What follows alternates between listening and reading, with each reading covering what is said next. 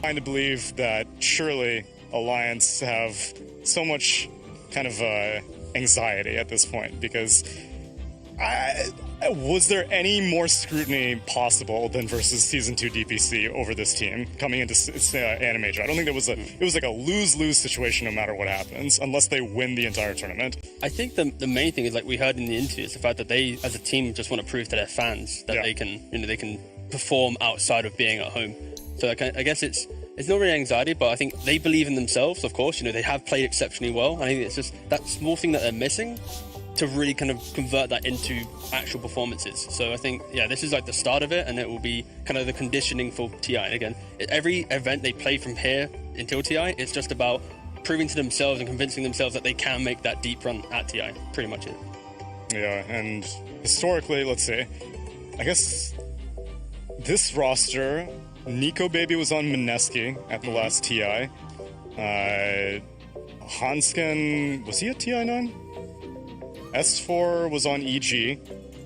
So they were kind of all fragmented. I won't lie, TI9 for me was that was a long time ago. That was a long time ago. So I'm trying to think, like, because that TI9 alliance was the now Liquid, and so that was, man, that was Gyrocopter Mist. Dude, how much time has passed since then? And I feel like that's ancient history. It's ESL Summer right now, so it's hot in here. Maybe you're flustered by the history, but I am overwhelmed. That's about it. Overwhelmed.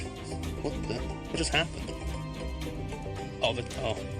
Don't worry. Here at ESL, we do love trees, so I will make sure. Ominous. Let me water it. That's a green symbol. This is Europe. This is Europe embodied. We start really well, and then we appear at a major. Let's just leave it there. Okay, we'll have to resolve this later. Bit top heavy. Oh well, happens. Yeah, I think you were also putting it on top of a golf ball, which doesn't seem like the most sound foundation. Huh. Yeah, it was. Oh. No, okay, seriously, we should just let's leave that alone. This is Europe embodied, alas. All right, how about Eastern Europe embodied? Let's see. Same thing. Yeah. But that's the beauty of this series. Last night we coined this series. It's the battle of the online teams, because again, VP first place, Major not so much, Alliance same thing. I think this is the perfect tournament to get at least some top 3, maybe even win it, and just kind of prove to everyone like they can play the quality of Dota against these other tier 1 teams to put their stamp in it. So I'm excited to see what they bring. I think Alliance alone, their draft, their openings, they've already been just doing completely different stuff compared to the Major and DPC, which is what we've been asking for several months. So that alone just kind of invokes confidence for Alliance side. And then of course we've already mentioned VP is just looking methodical and clean in all their games. Pull up the Alliance results. I'm curious how their 2020 was, because for the most part, my memory is Secret dominating literally everything. But I want to see who the other podium finishes were, because a lot of the times it was VP Prodigy throughout the entirety of 2020. And if you're curious, having some lobby issues, we will have the draft coming up shortly. But until then, you will have to hear us take a trip down memory lane, because, well, this is the final stretch before TI-10 happens, and it's important to get some historical context. How did we get here? What have we been doing for the past year? I don't know. That's why Liquipedia exists. And that's why it exists indeed. So let's have a gander. Ooh, it's OGA. They played OGA. They came 4th place. Dota Pit, 4th place. Okay. Who else was doing well in Dota Pit? Because I thought VP Prodigy did well in Dota Pit, didn't That was the one where Navi won it, OG came 2nd, Nigma came 3rd. Oh, okay. Yep. And then before that, so this was just before DPC. Yep. Then they played lower division Epic League, so we can probably skirt over that. Epic League Upper Division, we can skirt over that. Yeah, see, this was my memory as well, because I had extremely high expectations for S4 and his glorious return to Alliance. But that's the beautiful thing about the team, right? It's the idea that in formation, they weren't doing too hot, and then it was DPC where they kind of convinced everyone, or at least proved to the entire audience, that they should be a team that is recognized. I think Alliance as a team was always that kind of fringe team where it's like, yeah, you got the OG, the Secret, the Liquid, the Enigma, and then you got Alliance. It's always been like that. But the second season, if we ignore the majors, I think that alone, the quality that they played within the leagues, pushed Alliance from that kind of fringe team into then contention. If anything, I think OG is kind of slipping down a little bit. So yeah, it's early on in formation, not so much, but right now, Alliance is hitting their strides too. I'd give them. You'd hope that they can be tied together for TI, but if let's say TI doesn't go too well, and they can still keep kind of spirits high, I think this is a team where, with the kind of the liquid philosophy of sticking together, you know, the Insania and stuff, I think they can easily, you know, push through the kind of the issues that they're currently facing. But for sure, they are very close to being there. That's true. The Alliance does kind of clearly instill those philosophies because the original TI3, TI4 Alliance is still the longest standing 5-man roster of all time. The most competitive games played is TI3, TI4 Alliance, which also there were probably more games being played online in Dota, more officials being played. And then second place is the now Liquid, former Alliance with the Insania's squad. So kind of crazy that that kind of longevity has been maintained. So I hope that you're right, because oftentimes I am very disappointed when rosters shatter and go separate directions. Aoi, I'm sure you probably prefer more roster stability, seeing as how you've played with many of the same players over and over again. Or do you prefer new blood coming in? I think, like, it's weird because Dota as a scene, it's very top heavy, right? Like, your performance at TI is pretty much the only thing that matters for the year. So you should do whatever it takes to win at TI. However, usually roster stability actually increases your chance at TI. I think players developing and growing together helps you have like the sort of synergy that we've seen from Liquid Alliance when they're performing well. And I think there's like some sort of balance there. I don't expect rosters to just stick together through thick and thin if they're not performing. It doesn't make sense in competition to me. But how much are you willing to sacrifice for one TI in the hopes that maybe a year of playing together might help you strengthen your bond for the next TI? I mean, that's like a risk management thing, right? You don't know if a year together is going to make you stronger the next TI. Like, you can hope for it, but I don't think it's as clear-cut as I think a lot of people make. Like, you can look at traditional sports. You don't have rosters that stay the same. There's a lot of roster shuffles in traditional sports. That's for a reason. Sometimes, as T-Goz was mentioning earlier, like, even a small change can make you better. I mean, everyone likes some stability, and you don't want just random kicks for very, like, drastic reasons, but at the same time, like, in competition, you do need to aim to be the best. Okay, so then, say, in your experiences, have you found that in-game performance has more of an impact on the kind of decision-making that goes into roster changes, or is it more person-to-person, emotional, how you interact with teammates that has more of an impact on roster changes? I think at this point in the pro scene, most pros can perform mechanically at the competitive level. I think that's like, you can pretty much take that for given. And then it's more about like interpersonal relationships. Like, if someone's not willing to learn or work really hard, then maybe that's when you consider a roster issue or a roster change, right? So it's a mixture of both. Like, if they're not up to snuff mechanically now, like, I don't think you'll be winning tournaments. And if they're not willing to like improve and learn and come together to help their teammates improve, then, you know, maybe it's not the best fit for the team too. And then with these teams specifically, I also wonder how much of an impact coaches have on these type of things. VP, as we saw, do not have a coach, and they're currently searching for a coach after their performance in the Animator because they felt like they had on-land jitters, which I feel coaches can help resolve. But also coaches help resolve interpersonal conflicts, even between events, during scrims, stuff like that. And so do you think that having a coach also helps roster stability, or does it kind of force teams that don't want to be together to be like, all right, Dad says that we have to work things out together? What's been your experience? I think coaches also depend on the person. The Dota scene is not that developed that we can just say like having a coach is always correct. I think having the right coach is always going to be beneficial. But like, there's also cases I know of where a coach came in and it makes a relationship between the players more strained because, I don't know, they might start to divide the team or something. Like theoretically, coaches are useful and helpful, and a lot of the times they can help translate ideas where players intuitively feel something's correct but they can't word it, and coaches are generally very good at verbalizing that. And it goes the other way around too, because I know that you mentioned one time that either you had a coach come into one of your rosters or you were a coach coming into a roster that was already kind of shattered. Everyone was kind of done with each other to begin with, and then you roll in, or your coach rolls in, and they're like, what am I supposed to do with this mess? Yeah, I think there are cases where there are teams, you know, as I mentioned earlier, like sometimes it's not in everyone's best interest to just maintain a stable roster. Sometimes you should just try to reset, build off a core of a team. Yeah, and then your experiences, T, as a coach, what have you kind of seen as the benefit of the everyone please work together, be friendly, because I'm sure as a coach you don't want to see your team fall to pieces. You want them to stay together because you spend so much time working with all these individuals. I think it's more emphasis on how the organization works with the team. You know, what level of kind of camaraderie are you installing within your players? Because if things do go wrong, you need to be able to talk about it correctly.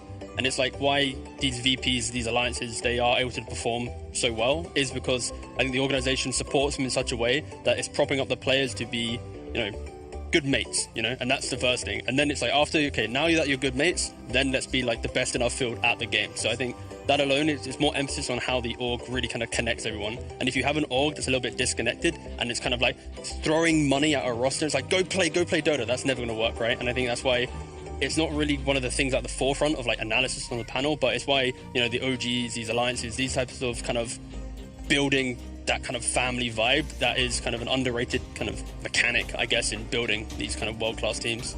And it does take time. That's the key thing. Like, if you have this philosophy, it's not overnight in like 2-3 weeks going to suddenly go from nothing to, you know, world star. So I think that's where you have to kind of respect the kind of the process. And again, I think that's the key attribute to getting these teams going from tier 2 up to tier 1.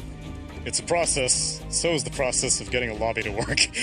We are going to show you a DHL pro tip to keep you entertained while we resolve some coordinator issues. We'll be right back.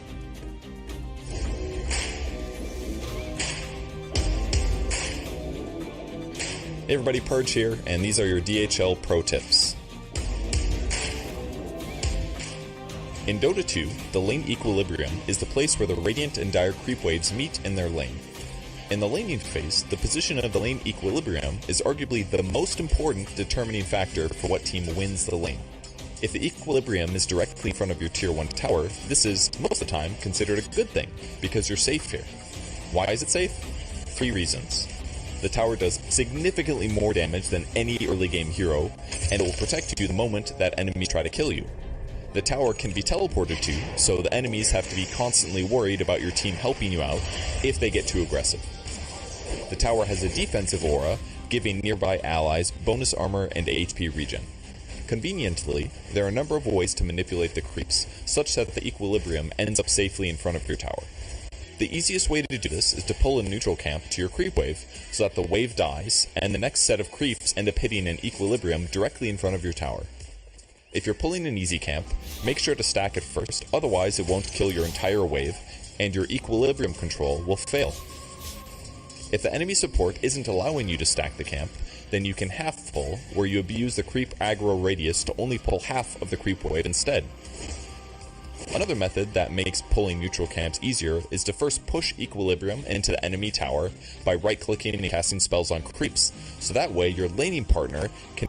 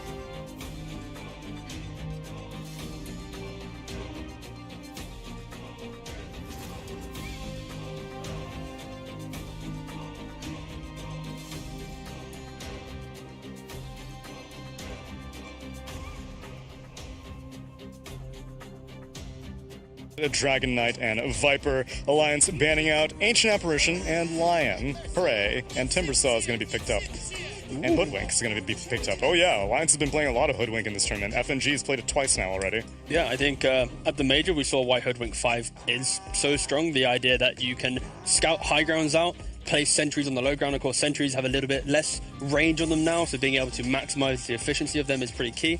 That's why, for example, AA is so good. You put the Vortex there, you can see it. For Hoodwink, you place that tree with your Acorn shot and you can just deward quite easily. And of course, then there's the break and all the extra mechanics, but I just love Vision me. feel like this Hoodwink hero is sort of new to the scene, and teams aren't really sure what counters her either. I saw at the major a couple of teams trying Clockwork, but honestly it didn't look that good. In this game, VP, they pick a Timbersaw Enchantress, which, like, if you look at it in theory, Hoodwink does a lot of magical damage and she has breaks, so she should be good versus both of those. However, maybe they feel like the way to beat Hoodwink is you just play a tempo game where you're forcing her into engagements where she's sort of squishy and she can die. I guess the main thing is it's the idea in laning phase, you're kind of poking, and you can sometimes go for the kill if needed, but when VP instantly respond with like Timber Edge, Hoodwink, if she ever kind of walks out, it's going to be slow into just chain and just death. So I think, yeah, already VP are just making sure this Hoodwink is going to have like the perfect entry to laning phase that we've seen so far in the tournament. Leshrac, he's sort of been a stable answer to Timbersaw and Enchantress. Just magical damage that can kill both of them. Oftentimes when teams run Timbersaw, to be honest, I didn't expect DM to get Timbersaw. I think it was banned versus him pretty much always, and he spams a lot in pubs. But Leshrac's one of the mid heroes that, or even offlane, as soon as you get level 6, you can go to Timbersaw's lane, and if you have enough disable, you'll eventually kill him with magical. I guess the interesting thing right now is Alliance, they played at the major Leshrac in position 4. It didn't work out that well, but then they bounced back and suddenly threw it into the mid lane. So I think for sure the flexibility of Leshrac for Alliance still needs to be respected potentially, unless that was just kind of a major idea that they've already kind of put to bed potentially. You think there's any chance VP need to worry about Winter Wyvern? Or now that the Hoodwink's already on the field, chances are that's not going to be the support duo? I feel like both their heroes are good versus Winter Wyvern, but if they think the value of the hero is high enough that even though you already have some counters to it, then they could think about it. I wouldn't be too worried though. No, yeah, I think I really like seeing Timbersaw playing into Winter Wyvern, honestly. Just the fact that you can just get on top of him, throw all your damage out, and it just feels uncomfortable. Like, you have to realize that Cold Embrace is a great spell for healing, but if you have this kind of AoE damage that's layered on top, you might heal up by, let's say, 1,000, but then suddenly you're going to be in a terrible position to take a fight. So I think these kind of gap-closing, nuisance spell casters are very good against the Wyvern. Even Enchantress, Winter Wyvern's a pretty low-tempo hero, so if Enchantress gets a good start versus Winter Wyvern, you can end up losing some towers or back control just because of that power disparity between your supports. Yeah, well, if you want some other 4 positions that may be good against VP, Hanskin also played Lion and Lina. I think Alliance is probably one of the few teams that are still playing 4-position Lina these days. Yeah, it's up there. I think the main point right now is they have 2 ranged heroes, so they kind of are forcing their 4-position to be a bit more melee. I think if they fully subscribe to everyone being ranged, and then it's just kind of like Nico Baby playing some melee hero, then suddenly your main carry has to be in every fight, and it can disrupt the farm. And that's why I kind of, as soon as I hit double ranged opening, I do like seeing kind of the 4-position take up that role of initiating the fight. The only range for I'd like to pick up is Mirana, just because there's an Enchantress on the enemy team. Otherwise, I would like to see them fight for map control. I mean, Mirana can do that as a range hero just because she takes out the Enchantress creeps so easily. I guess another thing as well that we've not mentioned is that VP and Alliance, if you look at the player count, it does look like both of them are just, at their own homes. They're not at that boot camp facilities. So this is very much kind of like a reset after the big slug that was the DPC League and then the major. So this tournament is kind of like their reset. And they are playing so well. Dude, I mean, this is where they were most comfortable, though. Both these teams got first place in their DPC. Although Alliance was at their boot camp during their DPC. So. No, yeah, they were. Not 100% sure if VP were. I guess maybe they were as well. But it's all about online Dota. Yeah, Invoker comes out. Traditionally a counter versus the Leshrac, just because he runs up to Edict. He's an easy co-snap tornado EMP, drain all his mana. He doesn't do any damage without mana. In theory, he also should be good versus Hoodwink. I feel like Hoodwink's honestly sort of similar to the elusiveness of Cossack's Invoker, where you're going to be ducking in and out of trees, casting a lot of spells, and you want something that just hard locks him down. Invoker is good at that because you just cold snap him into a tornado and hopefully finish him off after. Do you know if Bushwhack catches invisible units? Because I'm wondering, like, if Invoker Ghost Walk... it does. Yeah, I feel like it does. Well, Bushwhack will catch a Ghost Walked Invoker. Yeah, I don't play much Hoodwink. Yeah, or any neither do I. Actually, so... I mean, it's a very fresh hero. The only thing I've done is play Rubik against Hoodwink, and then, that's that. You have 0 Pin him cast to his animation own tree. Bushwhack, Yeah, how about that? But I'd assume that would work that way. You'd hope so. It's quite a cool skill tree if you did it that way. Yeah. I guess the only other thing is that Split Earth destroys the tree, but not that big of a deal. You just save it until the tail end of the Bushwhack. Just position the stun a bit better. Position the stun? I mean, until you get the shard, and it grows and grows and grows. Right now, they have a lot of damage on Alliance's side. These heroes are high magical. I think it's basically what you said, where you want something to... Oh, wow, Dark Willow. they actually go. Okay. So in that case, with the Willow, is that Willow, right? That's Willow, yeah. Okay, so then it's going to be like some Tidehunter, it has to then be like one of the biggest offlane heroes that can just stand up in front to kind of cushion the fact that you have 3 heroes that are playing behind. I don't understand the Willow pick, though. I don't understand why they want Willow when they already have so much magical damage, and they need heroes that run in or set up fights for them. Okay. Dark Willow can sort of do that, but it doesn't make sense for me. Sort of like just overlapping what your lineups are really good at. And you can see Virtus Pro, they've already realized that since Alliance have picked these squishy heroes, they just need a hero that catches them when they run away. They already had the Invoker for that, but now they're going to add the Disruptor. Disruptor pretty much means that Alliance are forced to stand and fight in every sort of engagement, otherwise you'll be giving away a +1 due to glimpse. With Mars getting picked up kind of justifies the Willow, but it seems like an odd second phase combo to go for. It's usually like a first phase opening. No, this is fine for the idea that they now have so much magic damage that they are going to be able to take these earlier fights, and if they break down the map quick enough, Leshrac will unlock the towers, and these 4 heroes will enable a lot of space for Nika Baby just to farm behind. Because we're assuming here Leshrac is just going to be the mid lane. So I like the idea of it, but it just puts a lot of emphasis on when VP gets the BKB timing on their carry, it is going to be like the perfect duel of carry v carry. Do you have the better matchup? And Alliance doesn't have last pick, so they need to make sure their carry isn't going to be like instantly hard countered. And these 2 bans, it is so critical. They ban out the Wraith King to start with. Mars is a decent pick. It's a hard lockdown for the Invoker, and it allows you to frontline. Mars is traditionally good against heroes like Centaur, who want to use like their mobility to run around. You just arena them, lock them down. It's similar against Invoker. I'm assuming this is going to be a Qual 6 Invoker. I saw an XR Invoker yesterday. Wasn't that impressed. I also think that crap, I had something to say, but I forgot. Do you go? Back to you? Fine. Back to me. Yeah. VP, Disruptor, pretty cool hero.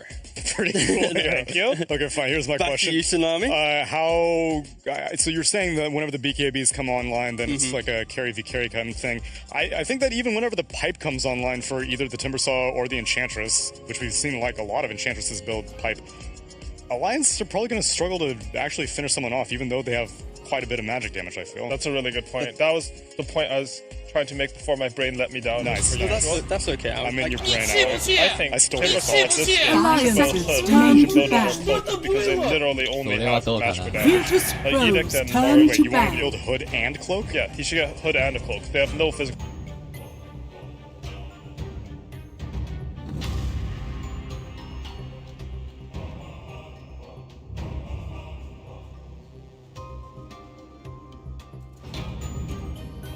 Seconds remaining. 5 seconds remaining. Alliances turn to ban. Virtus Pros turn to ban.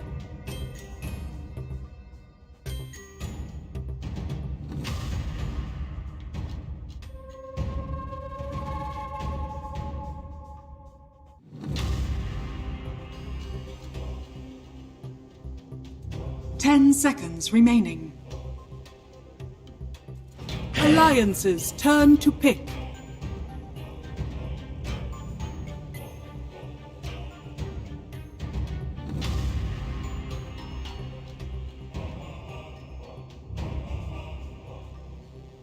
All right.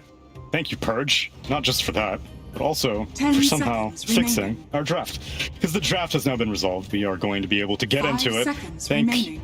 Get your seems good out. Seems good. Seems good. Oh. Seems good. We got our draft in VP versus Alliance, game number 1. VP banning out a Dragon Knight and a Viper. Alliance banning out Ancient Apparition and Lion. Hooray. And Timbersaw is going to be picked up.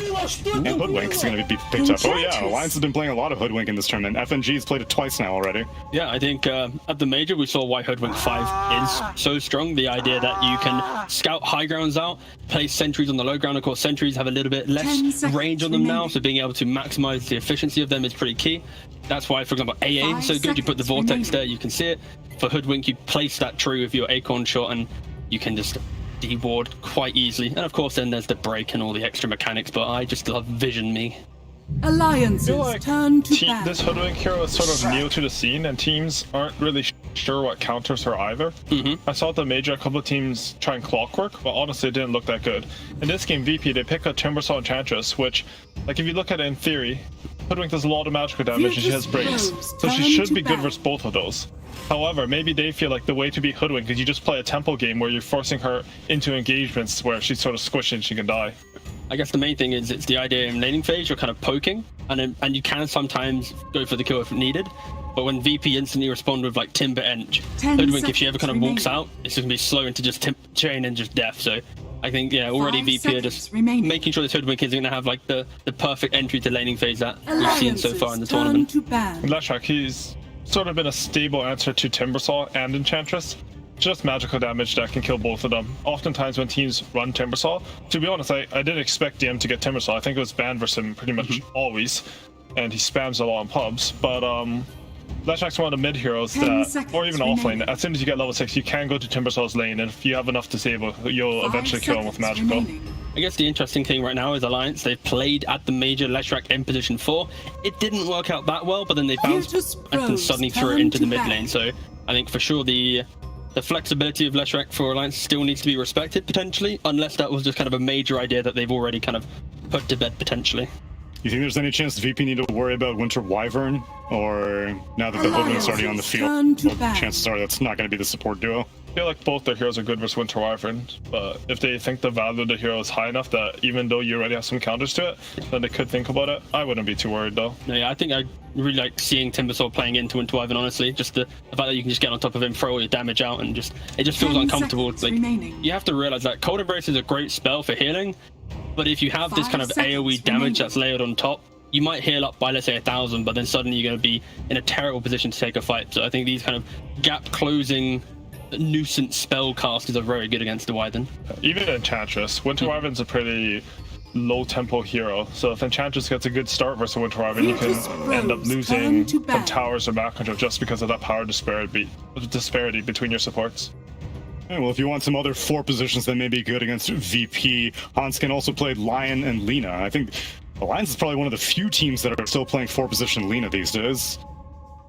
Yeah, it's up there. I think the main point right now is they have 2 ranged heroes, so they kind of are forcing their 4 position to be a bit more melee.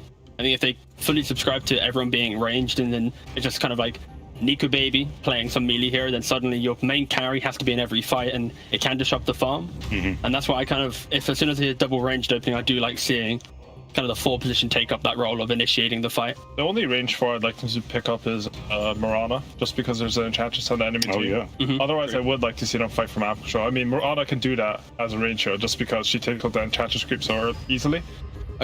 The thing as well that we've not mentioned is that VP and Alliance, if you look at the player counts, it does look like both of them are just, at their own homes. They're not at their boot camp facilities. So this is very much kind of like a reset after the big slug that was the DPC League and then the major. So this tournament is kind of like their reset. And they are playing so well. Dude, I mean, this is where they were most comfortable, though. Both these teams got first place in their DPC. Although Alliance was at their boot camp during their DPC. So. No, yeah, they were. Not 100% sure if VP were. I guess maybe they were as well. But it's all about online Dota. Yeah, Volker comes out. Traditionally a counter versus the Leshrac, just because he runs up to Edict. He's an easy cold snap tornado EMP, drain all his mana. He doesn't do any damage without mana. In theory, he also should be good versus Hoodwink. I feel like Hoodwink's honestly sort of similar to the elusiveness of Cossack's Invoker, where you're going to be ducking in and out of cheese, casting a lot of spells, and you want something that's hard locks him down. Invoker is good at that because you just cold snap him into a tornado and hopefully finish him off after. Do you know if Bushwhack catches invisible units? Because I'm wondering, like, if Invoker Ghost Walk does. Yeah, I feel like it does. Well, Bushwhack will catch a Ghost Walked Invoker. Yeah, I don't play much Hoodwink or any Hoodwink, actually, so... I mean, it's a very fresh hero. The only thing I've done is play Rubik against Hoodwink, and then, that's the... You have 0 cast into his own tree. Yeah. How about that, But I'd assume that would work that way. You'd hope so. It's quite a cool skill tree if you did it that way. Yeah. I guess the only other thing is that Split Earth destroys the tree, but not that big of a deal. You just save it until the tail end of the Bushwhack. Just position the stun a bit better. Position the stun. I mean, until you get the shard, and it grows and grows and grows. Right now, they have a lot of damage on Alliance's side Virtus through the high match build. I think it's Turn basically what you said, where you want something. Oh, Wow, Willow. they actually go. Okay. Disruptor. So in that case, with the Willow, is that Willow, right? That's Willow, yeah. Okay, so then it's going to be like some Tidehunter, it has to then be like one of the biggest offlane heroes that can just stand up in front to kind of cushion the fact that you have 3 heroes that are playing behind. 10 seconds I don't understand the remaining. Willow pick though. I don't understand why they want Willow when they already have so much magical damage 5 and seconds they need heroes that remaining. run in or set up fights for them. Okay. Dark Willow can sort of do that, but it doesn't make sense for me. Sort of like just overlapping what your lineups are already good at. You can see Virtus Pro, they've already realized that since yeah. Alliance have picked these squishy heroes, they just need a hero that Alliances catches them when they turn run to away. battle. They already had Invoker for that, but now they're going to add the Disruptor. Disruptor pretty much means that Alliance are forced to stand and fight in every sort of engagement, otherwise you'll be giving away a +1 due to Glimpse. With Mars getting picked up kind of justifies the Willow, but it seems like an odd second phase combo 10 to go seconds for. It's remaining. usually like a first phase opening. No, this is fine for the idea that they now have so 5 much seconds remaining. magic damage that they are going to be able to take these earlier fights, and if they break down the map quick enough, Leshak will unlock the towers, and these 4 heroes will enable a lot of space for Nika Baby just to farm behind. Because we're assuming here Leshak is just going to be the mid lane. So I like the idea of it, but it just puts a lot of emphasis on when VP gets the BKB timing on their carry, it is going to be like the perfect duel of carry v carry. Do you have the better matchup? And Alliance doesn't have last 10 pick, seconds so they need to make remaining. sure their carry isn't going to be like instantly hard countered. And these 2 bans, it is so critical. They 5 ban out the Wraith seconds King remaining. to start with. Mars is a decent pick. It's a hard lockdown for the Invoker and it allows you to frontline. Mars is traditionally good against heroes like Centaur who want to use like their mobility to run around. You just arena them, lock them down. It's similar against Invoker. I'm assuming this is going to be a qual 6 Invoker. I saw an Exort Invoker yesterday. Wasn't that impressed. I also think that crap, I had something to say but I forgot. Do you have? Back to you? Fine, back to me. Yeah. VP Disruptor, pretty cool hero. Pretty cool. Thank you. Okay, fine. Here's my Back question. to you, Tsunami. So you're saying that whenever the BKBs come online, then it's like a carry v carry kind of thing. I think that even whenever the pipe comes online for either the Timbersaw or the Enchantress, which we've seen like a lot of Enchantresses build pipe, Alliance are probably going to struggle to actually finish someone off, even though they have quite a bit of magic damage, I feel. That's a really good point. That was the point I was trying to make before my brain let me down. Nice. For No, usual. That's okay. I'm in your brain, So, Howie. I think I stole your Timbersaw thoughts. this game, he should build Hood and he should build another Cloak because they literally only have magical damage. Like Edict and Mars. Wait, you wanted to build a Hood and Cloak? Yeah, he should get Hood and a Cloak. They have no physical damage right now. I mean, they'll probably pick some physical on the carry, Turn but to we'll see. ban. But I think this is honestly fine from Alliance, because like when you look at VP's lineup, what is their early game damage? You know, Timbersaw is this soak and he can be annoying, but like Ench Invoker, Disruptor, they're kind of like enabling heroes. So I feel like it doesn't really matter if Alliance are fully subscribing to this idea. Isn't Timbersaw really high damage early? But it's like 1. That's what I meant. It's like Timbersaw Yeah. and Ten I think seconds. like their early map control is really good with Enchantress, Invoker, Timbersaw. Yeah, I think the main thing is like 5 Alliance. All they have to do is like seconds if Timbersaw stands up in the front line, which he will be doing, no one else Virtus Pro walks up front, turn right? It's to always going to ban. be Timbersaw. If he gets hit by an arena, Alliances into turn then to Bedlam, pick. into all these other spells, he will just die through a hood. So I think I that's don't why Alliance know. are picking with They confidence. get a Glimmer Cape early and Enchantress. I don't think Timbersaw should be killable this game. At least Okay. not for the first part. All right. Typically Timbersaw, he gets like if your goal in the game is to burst Timbersaw through magical damage, like you can clutch it and make it happen, but it's 10 a pretty seconds hard remaining. execution. What's the carry though for Nico Baby now? Jugs banned out, Morphs banned out, Void. 5 And seconds they need physical damage. Yeah, they do. They do. They do have some like objective clear with Spectre Nashran. still available? Yeah, they could just go for like a casual Spectre. Yeah, Spectre's been performing pretty well against Timbersaw. Yeah. This No, tournament exactly. and at the Animator. I can see something like that working. And It is a bit low damage, but Well, they But, have so much damage early. their damage is easy to itemize against though. Like damage as a concept, high damage is good because you can't itemize against both types at the same time. Like if you have all Virtus magical Pros and they build turn all to pick. magic resistance items, then you won't outscale them. There's a Spectre. Very cool. It's pure damage. Choose your Instant hero. Terrorblade from Virtus Pro. Whew. I just love the fact that these drafts, it's like VP, it's about Timbersaw up front. Can he tank through everything? And then you have the supporting cast kind of keeping him alive and moving around. And then Alliance is like they want to move around this arena and just take big kind of crushing fights where the Haunt comes in. It's like a lot of give and take within this lineup, and I kind of prefer Alliances just for the fact that I think VP will be surprised by how quickly Alliance will look to take fights. I think Alliance has to outplay VP to win this game. I think You have to be very clutch with your spells in order to get past the Timbersaw and kill Terrorblade. I'd much rather play VP's this game. All right, hear me out on this. All right, we're listening. Mage Slayer Terrorblade. I'm just gonna buy back. So You didn't even let me finish. Mage Slayer? I said the word mage and you already said nope. You have to be able to lock on a hero to buy Mage Slayer. That's how bad the item is, and that's why Mage Slayer on Spirit Breaker is sometimes viable. Really? Okay. Yes. Duly noted. I don't like. There's literally no physical damage on the side of Alliance. I feel like I thought your hood cloak idea was preposterous, but now it seems pretty damn good. If they can split up the fight, you have the Desolate to do the pure damage to kill Timber, and Spectre has performed well against Timbersaw this tournament. So maybe, but there's just so much of one type of damage. I don't like it. Just to update, I have been told by someone that Bushwhack does not hit invisible heroes. No. Therefore, we can close out our panel with a PSA about Bushwhack. Works for me. Send it over to the Boston Suns fan.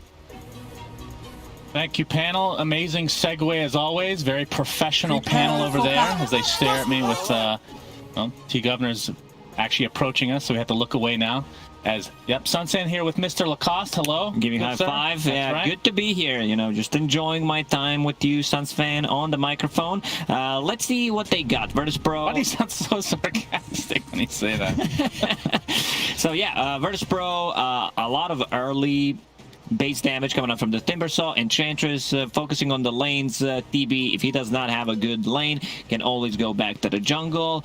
Panel discussed about how Spectre does really well against the Timbersaw, and it really shows. I was really not expecting that it does so good, and it does. Apparently it does. And you were actually calling for a lifestealer this game for VP, but they ended up going for the Terrorblade instead. What are your thoughts on... I mean, this is the hero, this is the carry of the patch, it feels like. Yeah, for some reason, it feels like it always gets through as well. Looking at what they got, their heroes are not really good, especially the supports, killing the illusion, so they will have this issue of shoving out the waves. I guess that's the main reason. Carry-to-carry matchup is also great. I prefer maybe a lifestealer because they didn't have any kind of a burst damage, and he has three-way coming out of the Mars Arena, and just Spectre against lifestealer. Lifestealer comes online a bit quicker and makes Spectre's life miserable. Yep, sounds good to me. I do love me some lifestealer. As we have VP versus Alliance, game one of this best of three. So who do you have, Mr. Lacoste? Who do I have? Yeah. I'd call this 65 for Virtus Pro, 35 Alliance. Wow, that's pretty steep. Okay. It is good.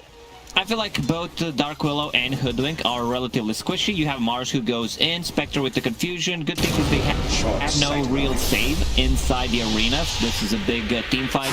Leshrac coming in, Mars Arena, Spectre with the haunts of whoever, especially the supports. Whoever gets caught inside, they should be focusing on the supports and deal with the rest of the team later, because Spectre, as panel mentioned, does a pure damage. One of the reasons why she does really well against the Timbersaw.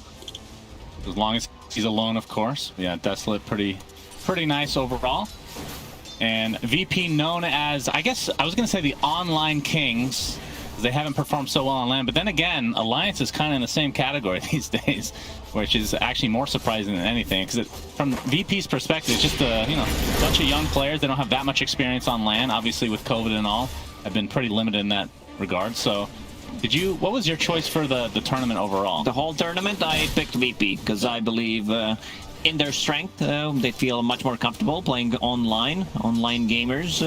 They need some more experience, as I think everyone said already multiple times. But yeah, strong team, has a ton of potential, a bunch of young players that just know how to click the buttons. Yep, clicking the buttons is important in a game like Dota 2. Are there any games that you don't click buttons, and that being important? Maybe chess. Online chess, though, another story. You also need to click the buttons. Yeah, that's definitely true. All right, so very early on, you can see that Mars is actually the top CS right now, so S4 having a pretty good time down here for now. Nightfall basically trading, as he now is in his meta form, so should be getting the advantage there for now. I love this 1 point in reflection that TBs start to put a lot of harassment, zone them out, especially if there's Orb of Venom on any of the heroes. You reflect it back, so you need to be very careful about this. GPK, something that has been a very popular build throughout the major, double null talismans on Invoker, and then turn it into most likely Urn, Spirit Vessel, go back to Hand of Might if needed. Depends like how the game develops. If he gets any of the kills early on, like that Urn is very valuable. And they have a ton of AoE damage. This is something that Dark Willow does not like to play into. Same goes for Hoodwink. Both heroes relatively squishy. Disruptor provides you with the vision, Thunderstrike, so you can always have that. Glimpse back.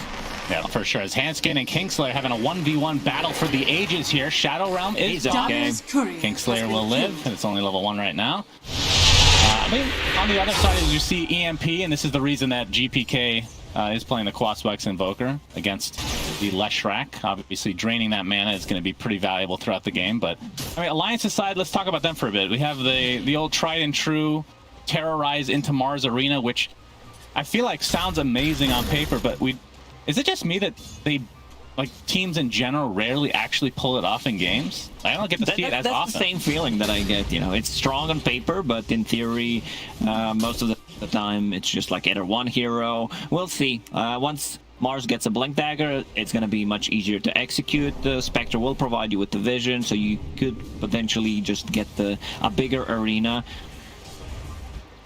Yep, for sure. Nightfall now top of the CS, but it's basically the same for Spectre. Mr. Nico Baby himself working on the Echo Saber, which, would you agree with Echo Saber this game over the Blade Mail, which we've kind of seen, I mean, for the most part, people are getting Echo Saber every single game, but sometimes we've discussed that it's just not the right choice. And there is a decent amount of AoE on VP side. Yeah, you're playing into Invoker, into Timbersaw, but like even the Static Storm mid lane, Limb. Yeah, he's taking a lot of damage. Cold Snap is there, and chance to follow for save, and Impetus and right-clicks its first blood, going away of Virtus Pro, the online kings, until they prove it on land, Lacoste. We have online gamers, and we have on-land gamers. That's true. And it's funny, because back in the day, when you called somebody an onliner... that was an insult, yeah, right? Well, it literally meant that they were cheating. That was like an FPS term. Onliners like, oh, you're wall hacking, and then you get to land and you don't have it anymore, so you suck. I wasn't aware of that. Not really the case in Dota. You can't really wall hack, as far as I know, at least. You know? Yeah, but a good rotation from Save there, being able to cut from the back lines, uses a Tornado, extra slow from the enchant, and also we have this Quaswex Invoker, so a lot of control coming out early on. Leshrac this time around, putting 2 points in the Lightning Storm. But the bottom lane, Kingslayer. Now we're going to see the Bramble into the Spear. Does connect, but S4's taking the one taking a heavy damage from Nightfall's meta. Something that off-lane Mars were doing quite a lot during the major is buying this Ring of Health as a casual item. Just keep it. You don't necessarily need to upgrade it if you don't feel like it. If you don't think you need a hood, maybe save it later on for potentially Lotus Orb. As we see some rotation here from Save right now. We're going to run right into FNG. We can talk about Hoodwink in just a moment here, because every single person I cast with has very different opinions on this hero, as the Impetus did a lot of damage. Yeah, half on Hoodwink.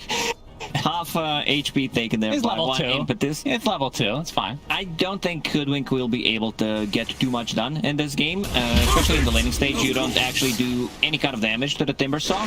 As we see Thunderstrike, nice blocks from Nightfall into S4. Tries to get a rebuke off. Looks like it'll save him. It does take heavy damage in return. FNG does TP down, though. He has a healing salve. That's his whole purpose, pretty much, of the TP, because Dark Willow did not have one ready. They just want to keep the pressure and potentially get a kill. But I've got with the Impetus, so much pure damage to work through. And this is also another kill for VP. A catapult wave, so they will deal a lot of tower damage. I love the pairing Enchantress with the Timbersaw. It's a good lane for Timber if they can't kill him, and they can. Spectre plus Hoodwink, they actually deal no damage whatsoever early on. Enchantress can be in the jungle. The reason why we see Save going to the mid lane, rotation from Invoker. And we see more rotation here. Asper's just getting demolished inside that kinetic field. Good rotation from VP, ends up netting him the offlaner. Is under attack. And might be able to get more. And Skin getting chased by GPK, but he doesn't have any skills online right now, so we'll just maneuver himself back to that mid lane, which, I mean, this is really early on, but a 2k network lead for VP already. You can't play around the Timbersaw, 4 points in reactive armor. You just don't have enough damage to kill him. To go back to the Hoodwink, I feel this hero gained some popularity for a reason. Feels relatively strong. Right, but before you go on, were you a hater first? No, when I first started with Hero, I didn't think it's good.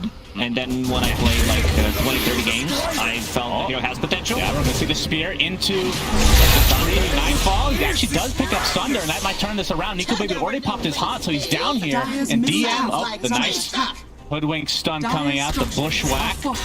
Very successful. Is Nico Baby getting chased even more? DM with the chakram slowing him down, and it's a double kill for him. Oh, that's a disaster for Alliance. The first usage of the Haunt, they don't get any kills. They also lose the carry, and Terrorblade survives. I also believe... No, he didn't. The DM actually got a double kill there, and now Terrorblade can go back into the jungle, keep farming. He already took the tower, rotates to the bottom lane. This Timbersaw is going to be a huge issue. Yeah, he's itemization, going into Hood, so no real damage coming out from the last track, or Mars, meanwhile on the mid lane, starting to put some pressure on the mid tower. Earn already done on Invoker. This is against the Lesh lineup as well, where typically you're the one that's going to be losing your towers relatively early, but we can see VP definitely not suffering from that at all. And when Invoker made a rotation, they have a glyph available with the catapult wave, so Leshrac used the edict, they instantly glyph, and they rotate one of the heroes. So VP having a great understanding what needs to be done in this game and where the real threat comes from. Yeah, off to an amazing start here. This is very close to getting out of control in VP's favor. As Nico Baby, there's a stack here. Save takes one of the creeps with him, and with DM, they should be able to just clean this up easily. They even use Tornado. They have 2 tornadoes. They actually have tornadoes. Which, wow. You can make a sequel of a movie called that. That's... Or tornadoes. Uno, dos. Oh, it's the Spanish version. Yeah, I like that. Very nice. You'd be good at coming up with titles for TV shows and movies, I think. You ever see Sharknado? I did. A classic. One of my favorite ones. Has probably 2.4 out of 10 on IMDb. It has like 7 or 8 movies. I'm not surprised. Somehow people like these type of movies. But so Alliance's stacks in the regular jungle get taken out, but this will give them a little bit of golden XP. Of course, they are sharing with 4 people, so this just shows the desperation on Alliance's side. And I mean, from their perspective, what do you need to do? Leshrac needs to find an opening to get some towers, I would assume, to open this map up a bit. Yeah, I want to see next rotation to the bottom tower, be able to kill it. Right now, they have no vision whatsoever there, and one ward is cutting things out, so any kind of TP rotation that is not a smoke rotation will be cut out to Glimpse level 2. Yeah. Should be enough. Into the kinetic field, GPK, he comes in on top of a bramble, gets stunned with the Cursed Crown, but it's not going to matter. So much damage from the EMP, and another death for Nico Baby. This is not what you want to see if you're an Alliance fan. Definitely not. And also both supports for Alliance, level 4 and level 5. You need ultis. You need ultis finally. We see Dark Willow hitting level 6 after using the tome, I believe. She was level 4, and now at least you have some damage coming up from the Bedlam. You have a way of protecting the teammates or execute Arena of Blood combo. Is that what they call it? There's no blood though. It's just Arena, and it's a night. It is. Arena of Blood is the official name of the spell. No, I meant we need to call that combo something. Oh, yeah. The Arena of Terrorize or something like that. Okay, Shadow Realm inside of the Kinetic Field Static Storm combo. He's ticking out really low with the Spirit Vessel applied as well, and just to make sure he dies, the Glimpse. So 7-0 VP. I love this new build on Invoker. Double null. As we mentioned, going into Spirit Vessel to have that extra damage. No one is tanky enough to survive through the Spirit Vessel charges, and going back to Hand of Midas, so you scale, possibly gets either Boots of Travel or straight into Aghanim Scepter. You don't have that many stuns. They actually don't have any stuns, but yeah, still, Cataclysm is always going to be a big threat. You need to move around the map. Maybe Kinetic Field could potentially hold them in place for it. Yeah, it's kind of cool because I feel like this is a newer thing that we've been seeing, especially at the Animajor, where... Oh yeah, I've been seeing a lot of different builds in the Season 2, like Hand of Midas Rush into Witchblade, into Boots of Travel. Not a fan, yeah, sounds horrible. If it works, it works though, you know? It's all about the results. It never works, that's the problem. Well, okay, then that's garbage. But this allows him to have a presence early on. Obviously, the Spirit Busters can have value overall, but allows you to actually gank people, and then in the same time, you get the Midas. It's not just about the money. I mean, attack speed on him with the Alacrity is really good, but the levels is the biggest It's about the XP, exactly. Getting those points of extra, because you start with the Quasu X, and you want to have that Cataclysm as soon as possible. DM going into full pipe. Once he gets that pipe online, there's literally no damage. Alliance nullify the ulti from the Hoodwink, from Dark Willow, like Lashtrack as well. Lashtrack also struggling a bit. I want to see what the next item for the Lash is going to be. I'm not a big fan of Boots of Travel into Yules anymore. I believe you need to be able to tank up, get Kaya Sanj as the next item, possibly even like a BKB. Would prefer if it's a Kaya Sanj. Just we've been seeing a lot of Eternal Shroud on Lash. What are your thoughts on that for the hero? I think you need to skip Yule Scepter. Eternal Shroud into Kaya Sanj seems fine. Okay.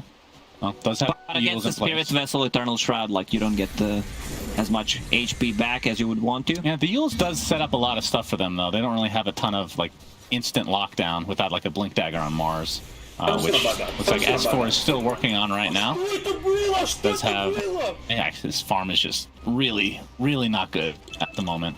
But if they can find a gank here, successful one at least with this smoke, this could help turn things around. This could be potentially a first kill for Alliance. Like, you need to get that one on the board. Very important for the team morale. Sentry comes out. We're gonna get this Edict on the tower for now, but here comes a turnaround from VP. Static Storm into the kinetic field. The Yules is gonna keep him alive a little bit longer, but not long enough.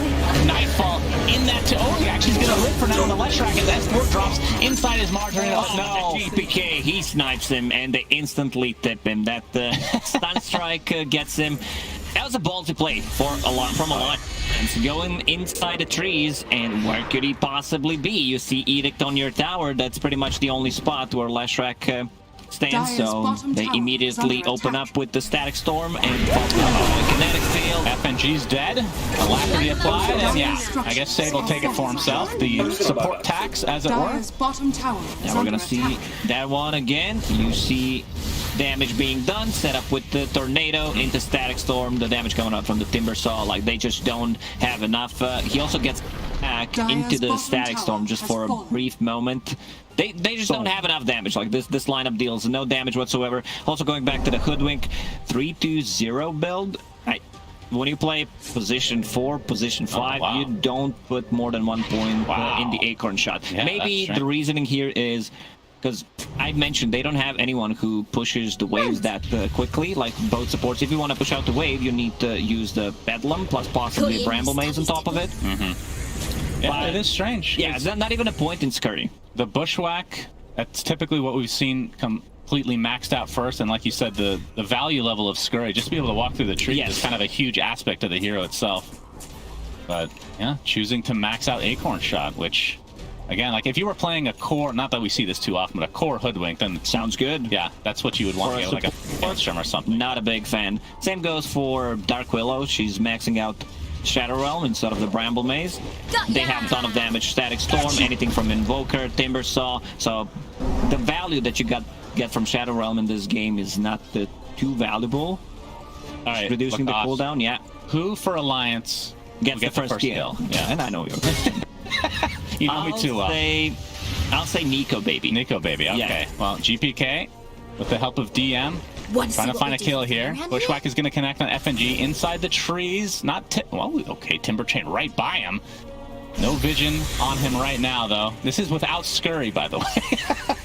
Apparently you don't need it if you know all the spots where to hide. I guess so, and how Alliance actually avoids death there, but they don't avoid this deficit that they're at right now. 7,000 net worth at 16 minutes. Mine is finally picked up now, like we talked about before on the Invokers, so I feel like things are just going to snowball out of control now in VP's favor. Radiant's bottom tower is under attack. I mean, once this Blink Dagger comes online for S4, that is kind of the go time. He is a couple hundred away as they do get the tier 1 tower finally.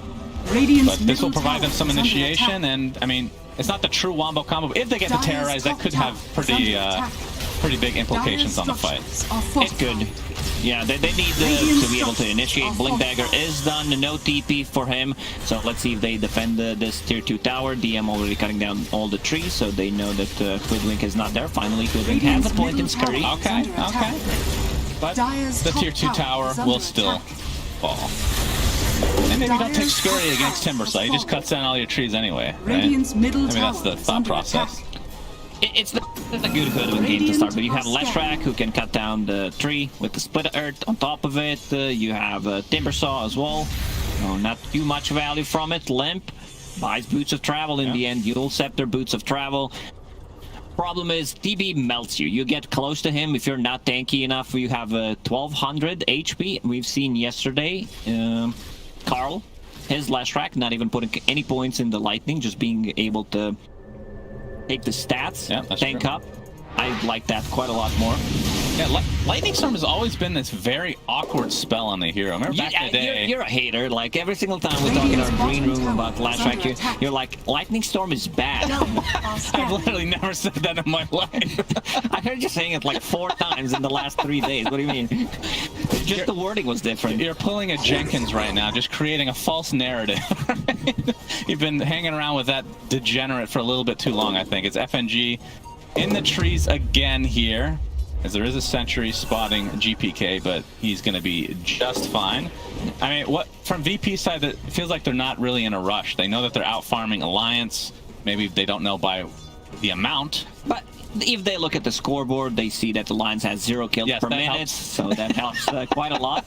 They can go inside the pit. Roshan is available, so is Meta, and we see PB also getting points in Attribute instead of putting more points in Reflection, which I really like. Oh, we're going to see Nightfall pop the Metamorphosis, and S4 is just destroyed. Yeah, they're close to Rosh, so they will go inside the pit, take the Roshan. TB extremely strong, SNY done, plus a BKB. He wants to be able to get outside of the arena, not like there is no real physical damage coming out yet. The Edict, you don't care too much about it. You have what, 24 armor at the moment, and the damage coming out from Spectre is relatively low at the moment. So inside the pit, tank it up. DM getting some stacks, full hook. I don't think he even used the pipe, sorry, at all. Hanskin trying to take over the outpost again, but he's going to get spotted out inside the Shadow Realm now, but stuck inside the kinetic field. Not even needing the Sunshine Beams, this is enough. And in the meanwhile, Nightfall basically solos Roche. So, yeah, this is a big yikes for Alliance for sure. I mean, from their perspective, like, what's the next step? Non-Mimi next step. Non-Mimi, Spectre has a Diffusal Blade coming, so that's gonna be some damage, especially on the supports. They're in a rough spot, you know. You don't have to be an expert to check the scoreboard and see that they have 0 20 minutes in. Is this deceiving, though, the scoreline? Not in this game. I've seen the games where a team has no kills whatsoever, but in terms of what they're doing and how their lineup can scale, I wouldn't be too worried. Do you think it was a draft issue? Yeah, like Panel discussed about the Dark Willow and the Hoodwink pretty much doing the same thing. Leshrac, he gets shut down. Good early rotations from the Virtus Pro. They know where the damage is going to come from. Then back to the bottom lane. Mars gets killed. Spectre needs time. First rotation also from Spectre, not very effective. She dies instead of getting a kill. Yeah, FNG just trying to split push as best he can. Hanskin in the mid lane. Level 4 Acorn Shot definitely does a good job. Hanskin dead again. I mean, at this point, it just feels like they're Alliance is just hanging around the trees, just trying to be annoying, trying to delay the game for Spectre to come online. Which, I mean, I'm not sure at what stage the Spectre will be feared from VP's perspective, but still quite a ways away. I mean, the top 3 net worths in the game are all on VP right now. Their late game is not even stronger than Virtus Pro. You have a Terrorblade, you have Invoker, who's going to BKB. Oh, they find him. Limp, Static Storm, Kinetic Field gets the Yules off, but you have to think it's only an inevitable death here for Limp. And Deafening Blast, and still 0 kills for Alliance. 14-0, and now Tier 2 tower will likely fall as Nico Baby finds himself in the arms of DM. On the other side, Nightfall trying to maneuver himself around this Bramble. Looks like Nico will get out, but the Tier 2 tower likely is going to fall here. They're so far ahead, they can play aggressively on 2 different sides of the map, and another Tier 2 tower about to fall. Nightfall gets the last hit. Meta is available, so let's see. They're going to go for the high ground. Alacrity Meta. That's a lot of damage. Holy jeez. And Nightfall, of course, with that Aegis still for 2.5 minutes, has the full charged BKB, and the SNY with the extra status resist. Okay, here we go. S4 with the arena, gets the spear up, but Nightfall with the BKB. He just walks casually right out, gets the Sunder, as well as S4 is just dying in the midst of his Mars arena. And there's the first kill of the game. Handskin gets it, so you were incorrect, Lacoste. Good effort, though, my friend. Yeah, put your Handskin in the air for this big kill that they just got. Stealth Tower is alive. Nightfall does not have Sunder available. That is true. He still has Aegis, though, of course. His meta is running out shortly. First crown. All right. I think Alliance has actually defended here, at least for now. Able to dodge that tornado, but still a very large lead for VP. And again, like, there's no rush. Like you said, they outscaled them. Next Magus is up for a minute and a half. They're also controlling both of the outposts, so Alliance is not getting any XP from that. We're gonna see that one more time. Oh, here we go. No, this is the Shadow Realm kill, I believe, right? Look at this. From downtown, is it the Shadow? Oh, boom! That was the only kill of the game for Alliance so far. Speaking of kills, S4 will be taking a tumble in the bot lane. Yeah, it feels like from a Mars when your team, like when you lose every lane, it just feels so bad for Mars because you jump in, you're trying to set things up, but you just don't have enough farm to do anything. And there's not enough levels on your team to actually get kills at this stage. Problem is, he jumps in, he's dead. No doubt about it. Unless he just uses Arena and tries to walk back, but there is going to be some kind of a slow, either Reflection, either anything from Invoker, combination with the Cold Snap Spirit Vessel. You still have nothing to dispel things with. Working towards the BKB, still a long way ahead of him. Spectre's farming nicely. So considering what we're watching. Yeah, exactly. Like Spectre is having decent amount of farm, Diffusal Blade done, plus Echo Saber, so damage will be there. Yeah, as we see Handskin again trying to create as much space as possible. Limp is on the other side. GPK takes quite a bit of damage, but Sunstrike is coming. He's actually going to dodge it, but the right clicks with the Spirit Vessel are going to be enough. Okay, yet another charge for GPK. Limp is in the vicinity of this, though. Gets the Lightning Storm into the Split Art. Okay, Limp. Another Lightning Storm to go. All right, Lightning Storm's a great spell, Lacoste. As we're going to see the Rebuke miss, but break applied to Enchantress for now. Gets the heal off. There is the Arena with the Spear. But on the other side is Nightfall. Gets the Reflection off S4, attempting to TP out. But that damage from the Impetus is yet again going to be enough. FNG. All right, they have some high ground wards here. The Tinker wards, as it were. Looks to be safe. This is something that I noticed Jinq does quite a lot whenever he plays Hoodwink. Just puts the anti-Tinker ward safe. We'll find the Courier. What's the vision? Wait, what? GPK. Oh, easy clap. He gets tipped. Oh, man. Yeah, even FNG, you know, respect him. He knows exactly where he's going to TP, double click straight into the Alliance Fountain. Finds him in the end. So, yeah, GPK was thinking about getting a BKB. Doesn't feel like he needs it at the moment. Gets the Aghanim Scepter, has Boots of Travel queued up to be able to outpush the wave and possibly set things up. The reason why I'm not a big fan of Leshrac Boots of Travel, especially in a losing game, you get Fuel Scepter and Boots of Travel. Yeah, you have move speed, but you most of the time stay for that one extra wave and they punish you because you want to get the value out of the item. Actually goes for the Lightning Storm damage talent as well. That's kind of cool to see. Oh, the Tornado just barely clips him. It's a Cataclysm, actually. Yule's going to keep him safe for now, but no. Not so much, actually. He takes a meatball to the face. And yeah, this is a Beyond Shellacking right now. Beyond Shellacking? Is that...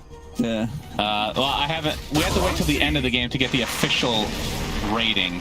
This might have a mustache on it. I'll just say that right now. Okay. Gaben's watching. 20-2. The game at the major that I cast that was the top hat Gaben Shellacking was 3 kills overall. Or I even forget what team it was at this point, but if they can break that at least. As we see Timbersaw working towards a shard, so that just gives them extra push potential. What a cute little play. What happened? Enchantress used Glimmer Cape on Dark Troll and now gets initiation with the instant.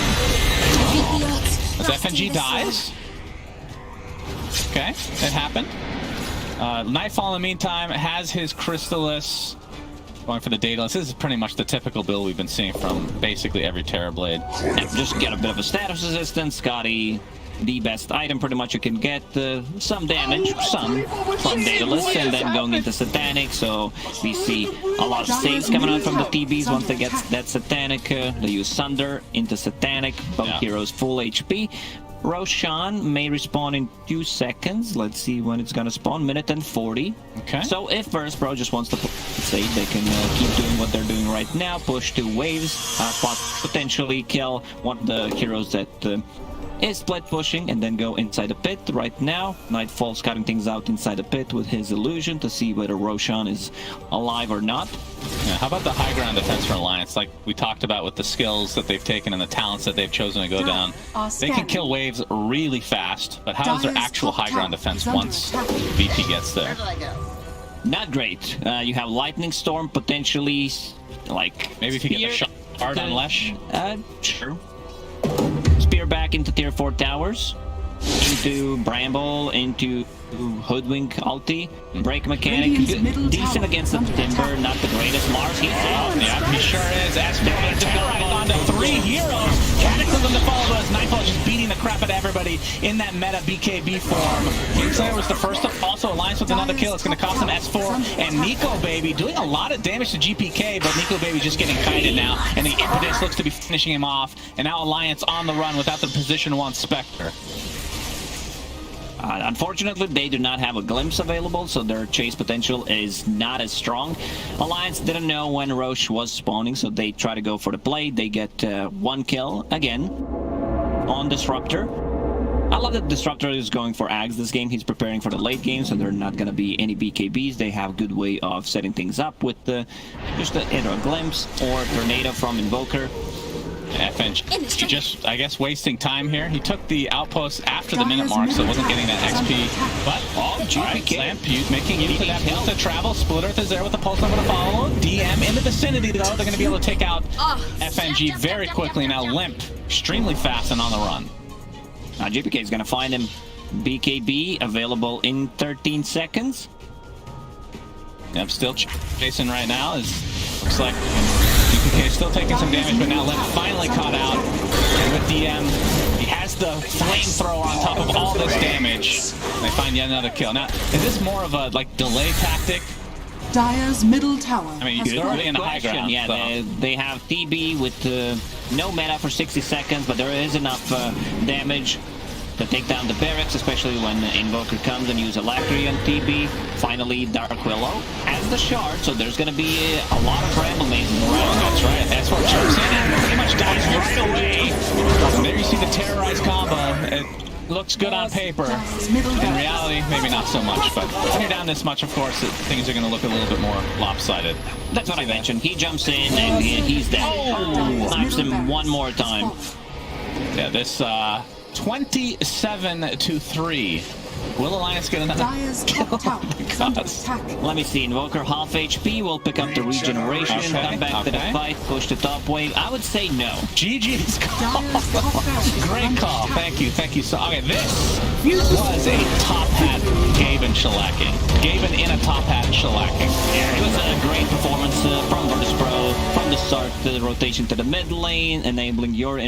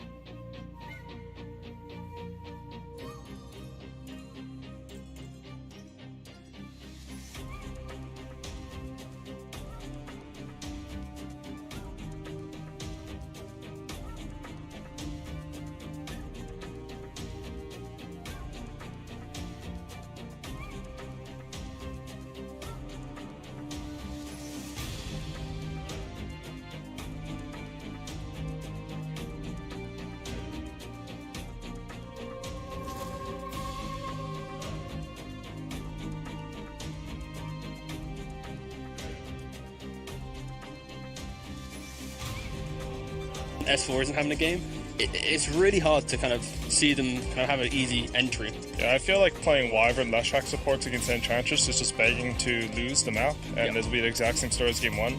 They can put it 3, but they need to see a bit more. There are lanes that Leshrac can't enter, so I don't know if Nico Baby plays Leshrac. I think it does suit his aggressive style, but I've never seen him pull it out. He probably has, I just don't watch that much Alliance. I rarely see him heroes who don't right-click. He pretty much always plays someone who right-clicks people. Yeah, that's what I tend to see from him too. Like his traditionals are like, the Slarks, the Juggernauts, the Morphling, those types of heroes. And he played Sven earlier in this tournament as well. Yeah.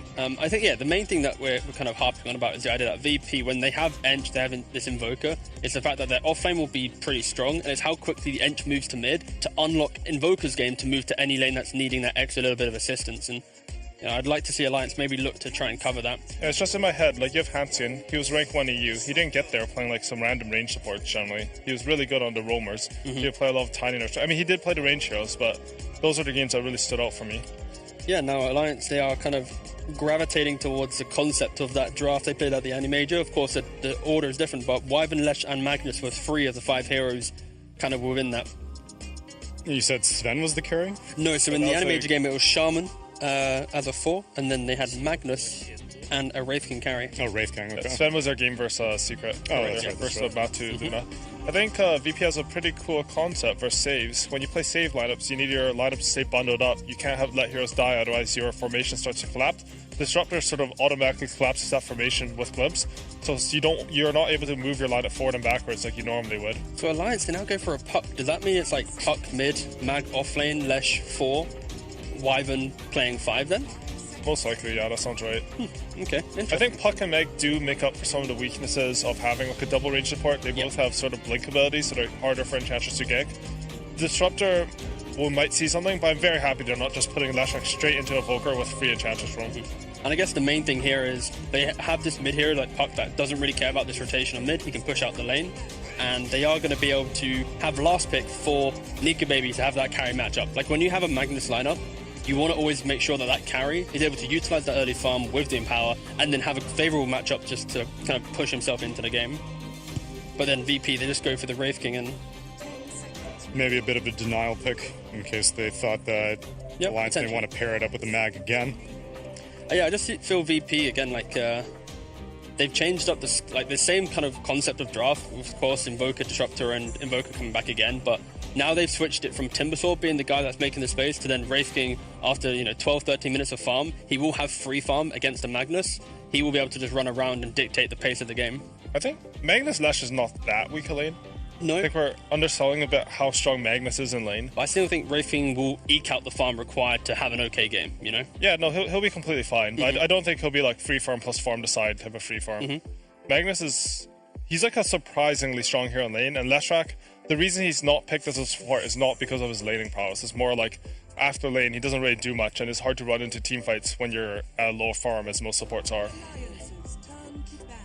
Still a handful of cleave carries left in the pool. Juggernaut still available. Terrorblade still available.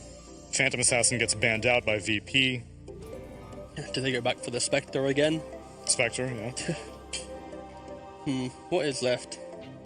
I think what Alliance has excelled on throughout the DPC is traditionally they pick like 3 tanky cores.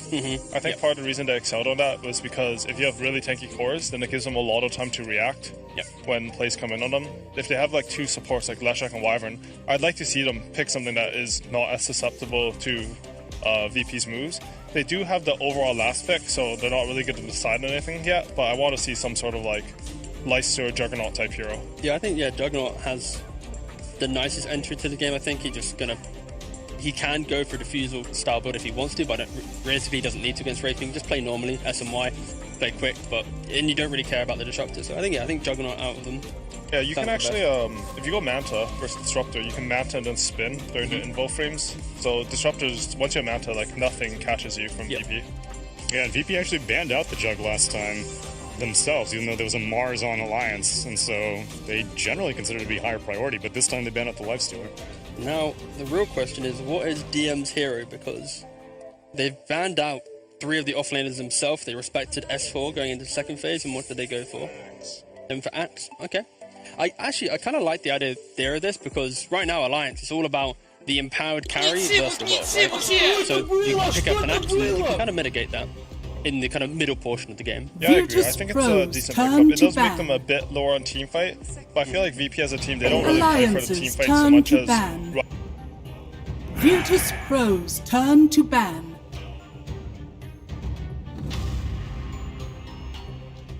Alliances turn to ban.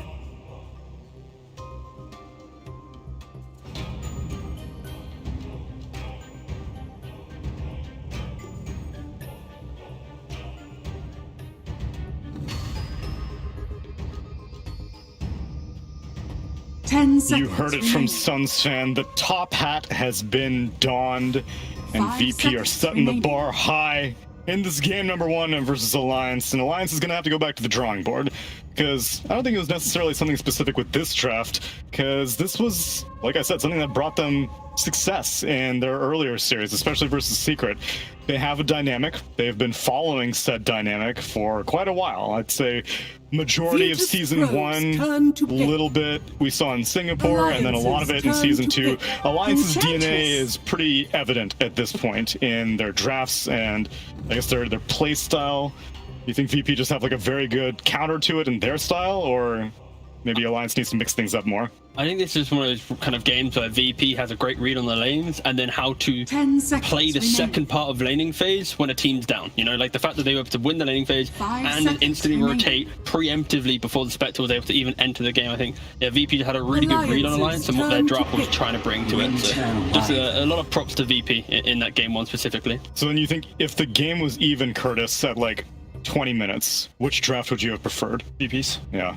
I still think it's not as doom and gloom, like if they're able to survive, but I think that series just kind of really highlighted how Timbersaw, when he's making so much space independently, it unlocks these kind of mid moves, it unlocks the Invoker to move, but like the domino effect, right? Top lane goes so well, pushes Enchantress to mid. Enchantress then wins mid, Invoker then goes to bottom. You know, like you don't often get that level of kind of trickle down. That's completely a draft thing. Like if you pick Willow and Hoodwink as your support, you can't contest Enchantress at all on the map. You pick Willow in your 3rd slot, you force Leshrac, who's supposed to be flexible, into the mid roll against an Invoker counter pick. Their picks just, it didn't make like draft sense to me. That's why I didn't like their lineup. That's fair. And this is about Alliance. They need to bounce back from this. They have the experience, so of course, hopefully in game 2 they can kind of understand why they were only able to, you know, net 3 kills in a 30-minute game, and then hopefully bounce back even stronger. They will take the most common pairing of the Summer 2021 tournament so far with the Wyvern. It's going to be the Leshrac. This is also I believe, the opening that they had in their single victory at the major against Team Spirit in game 2. They unfortunately did then lose that series and get eliminated. But yeah, that was the kind of the weirder looking draft. It was the Wyvern, the Leshrac, then the Shaman in the second phase. It was a lot of push, a lot of the Slark game. No, it was the Slark game. Wraith King and Magnus after that. That's right. That was one of the drafts that looked very weird, but the way they executed it, it was very exciting. And then VP just goes straight back for the Enchantress and the Invoker. Yes, that's. I actually meant to say Invoker. I know you did. Thank you. Back to you, Tsunami. Pure damage with the Sunstrike to go through the Cold Embrace. Lane counter to the Leshrac. Or sorry. Lane counter to the Leshrac. Yeah. Virtus Pros turn to I do look forward to seeing a Cataclysm on top of a Cold Embrace hero. If we get to that point in the game, again, that first game was over pretty quickly. I think right now for Alliance, you have the Leshrac Wyvern. I think right now you don't have much map presence against Invoker or Enchantress. I'd like to see them fix that in their next 2 picks. They are 2nd pick, which means that they will have 1 lane that they can counter really hard. If they can sort of keep control of the map, have a little presence there, maybe some Mirana, maybe some melee who can contest Enchantress, then I could see them faring a lot better. We saw last game that if you have like an undisputed map for Enchantress and then they have the Invoker for Leshrac, it's just free kills and your map's gonna collapse. Invoker literally killed every lane and just took over the map. Same for Enchantress, because they're just so free. It's so easy to play. Do you think that there's a possibility that they may consider flexing the Leshrac? Because they played Hanska and Leshrac at the Animator. I could put a 3. Yeah, I'd rather see it 3 than 4. I think when they put it in that 4 role, that was kind of like a 0-8. Like Hanskin normally gets into the mix of the fight. You know, he's the lad that's really enabling the team early on. And I think when he's playing these type of heroes, especially when S4 isn't having a game, it's really hard to kind of see them kind of have an easy entry. Yeah, I feel like playing Wyvern Leshrac supports against the Enchantress is just begging to lose the map, and it'll be the exact same story as game 1. They can put it 3, but they need to see a bit more. There are lanes that Leshrac can't enter, so I don't know if Nico maybe plays Leshrac. I think it does suit his aggressive style, but I've never seen him pull it out. He has. I just don't watch that much Alliance. I rarely see him heroes who don't right click. He pretty much always plays someone who right clicks people. Yeah, that's what I tend to see from him too. Like his traditionals are like, you know, the Slark, the Juggernauts, the Morphling, those types of heroes. They played Sven earlier in this tournament as well. Yeah. I think, the main thing that we're kind of harping on about is the idea that VP, when they have Ench, they have this Invoker, it's the fact that their offlane will be pretty strong, and it's how quickly the Ench moves to mid to unlock Invoker's game to move to any lane that's needing that extra little bit of assistance. And I'd like to see Alliance maybe look to try and cover that. It's just in my head, like you have Hanskin, who's rank 1 EU. He didn't get there playing like some random range support generally. He was really good on the roamers. He would play a lot of tiny nurture. I mean, he did play the range heroes, but those are the games that really stood out for me. Yeah, now Alliance, they are kind of gravitating towards the concept of that draft they played at the Any Major. Of course, the order is different, but Wyvern, Lesh, and Magnus were 3 of the 5 heroes kind of within that. You said Sven was the carry? No, so in the Any Major game it was Shaman as a 4, and then they had Magnus and a Wraith King carry. Oh, Wraith King, okay. Sven was their game versus Secret. Versus Batu Luna. I think VP has a pretty cool concept versus saves. When you play save lineups, you need your lineups. You can't let heroes die, otherwise your formation starts to collapse. Disruptor sort of automatically collapses that formation with glimpse, so you're not able to move your lineup forward and backwards like you normally would. So Alliance, they now go for a puck. Does that mean it's like puck mid, mag offlane, Lesh 4, Wyvern playing 5 then? Most likely, yeah, that sounds right. Okay, interesting. I think Puck and Meg do make up for some of the weaknesses of having like a double range support. They both have sort of blink abilities that are harder for Enchantress to gank. Disruptor, we might see something, but I'm very happy they're not just putting Leshrac straight into Evoker with free Enchantress roam. And I guess the main thing here is they have this mid hero like Puck that doesn't really care about this rotational mid. He can push out the lane, and they are going to be able to have last pick for Nika Baby to have that carry matchup. Like when you have a Magnus lineup, you want to always make sure that that carry is able to utilize that early farm with the Empower, and then have a favorable matchup just to kind of push himself into the game. But then VP, they just go for the Wraith King. 10 seconds remaining. Maybe a bit of a denial pick in case they thought that Alliance didn't want to pair it up with the mag again. Yeah, I just feel VP again like they've changed up the same kind of concept of draft. Of course, Invoker, Disruptor, and Invoker coming back again. But now they've switched it from Timbersaw being the guy that's making the space to then Wraith King after 12-13 minutes of farm. He will have free farm against a Magnus. He will be able to just run around and dictate the pace of the game. I think Magnus Lesh is not that weak a lane. No. I think we're underselling a bit how strong Magnus is in lane. But I still think Wraith King will eke out the farm required to have an okay game, you know? Yeah, no, he'll be completely fine. I don't think he'll be like free farm plus farm to side type of free farm. Magnus he's like a surprisingly strong hero in lane, and Leshrac, the reason he's not picked as a support is not because of his laning prowess. It's more like after lane, he doesn't really do much, and it's hard to run into team fights when you're at low farm, as most supports are. Still a handful of cleave carries left in the pool.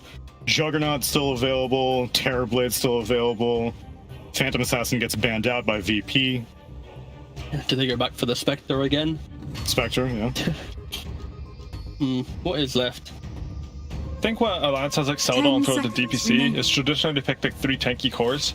I think part of the reason they excelled on that was because if you have really tanky cores, then it gives them a lot of time to react when plays come in on them. If they have like 2 supports like Leshrac and Wyvern, I'd like to see them pick something that is not as susceptible to VP's moves. They do have the overall last pick, so they're not really going to decide on anything yet, but I want to see some sort of like Lysio Juggernaut type hero. Yeah, I think Juggernaut has the nicest entrance to the game. I think he can go for diffusal style build if he wants to, but realistically doesn't need to against Wraith King. Just play normally, SMY, play quick, and you don't really care about the Disruptor. So I think Juggernaut out of them. Yeah, you can actually, if you go Manta versus Disruptor, you can Manta and then spin the invo frames. So Disruptor, once you have Manta, like nothing catches you from VP.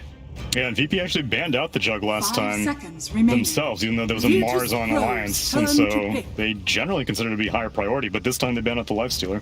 Now, the real question is, what is DM's hero? Because they've banned out 3 of the offlaners themselves. They respected S4 going into the second phase, and what did they go for? And for Axe, okay. I kind of like the idea there this, because right now Alliance is all about the empowered carry versus the world, right? So you can pick up an Axe and you can kind of mitigate that in the kind of middle portion of the game. Yeah, I agree. I think it's a decent pickup. It does make them a bit lower on team fight, but I feel like VP as a team, they don't really play for the team fight so much as running over lanes and snowballing the game, just playing these high tempo call stacks evokers with your enchantresses, disruptors, and just trying to run at your opponent. Axe does that really well because he's a strong laner, and he's one of the offlaners that can get Vanguard into Blink the fastest. And it also kind of covers from the idea of, like we mentioned, Juggernaut, right? Now you don't really want to pick Juggernaut that confidently because the whole idea of spin TP is kind of removed, and it maybe puts you kind of on the back burner, where I think Spectre still kind of rises up a little bit more. Like Nika Baby Heroes right now, it's like Sven, Juggernaut, Spectre, Slark, and out of all of them, Slark, Jug, these hate playing into Axe kind of mid game at least. There's Medusa. Yeah, maybe. I think it's sort of a hard Ursa game. Yeah, maybe it can work just because you have Magnus. They could definitely pick Ursa. Honestly, anything can work with right, keep listing heroes. We'll get one of them right. You know, if we just like 12 carries. That's true. Okay, Medusa, I would like to see Slark just because. Slark, alright, Slark's in the mix as well. Juggernaut. This is a hard Slark game though. Versus Axe and keep listing them out. We're just gonna get the prediction right at some point. All right. I mean, I think it's more important to talk about what they need, right? They need a hero that you can sustain the lane versus Enchantress Axe. You want it to feel like if Enchantress leaves the lane, then you can't put pressure against Axe. I guess Slark can do that pretty well, but I don't like him overall in the game. And personally, I still like playing something like a Juggernaut because of Wyvern slow. Even against Axe, it's not that bad. They go for the Juggernaut in the end. Yeah, that's fair. So spin TP maybe not as reliable, but the main thing is that Disruptor is going to be much more manageable as a Juggernaut.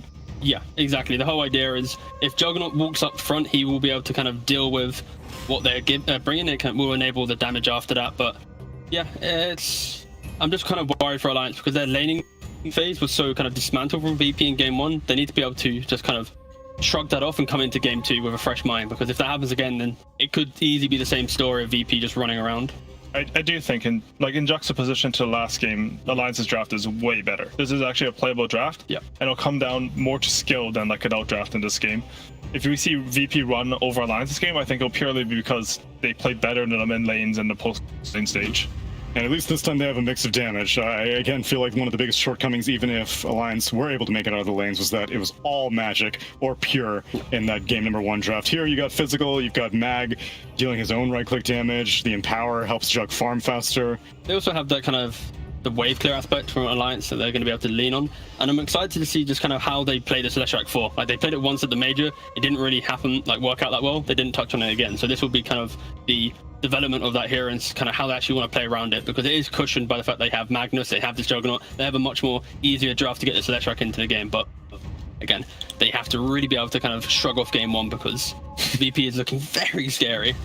All right, well, will VP be able to solidify themselves online kings in the upper bracket of this ESL One Summer 2021, or will Alliance give us a 3-game series? We're gonna have to find out with our casters, Sunsfan and Lacoste. Thank you, gentlemen. Alliance versus Virtus Pro. Sunsfan here with Lacoste. You're looking very snapper today, young man. Thank you. I'm just, rocking the full summer outfit right here. Loving it.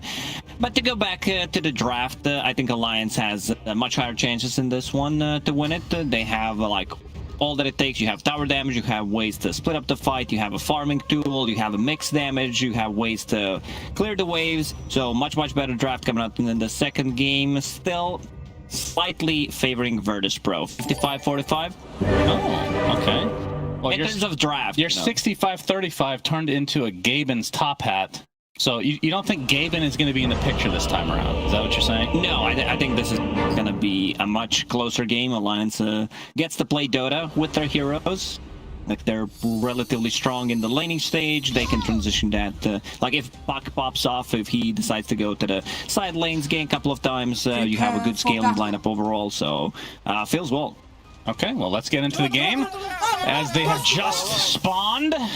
Limp going to be playing the puck this time around, as the pre-game tips will be coming out as per norm. Yeah. Limp is actually smoked up. He gets the ward down, but I think he was spotted here. That will likely be a free...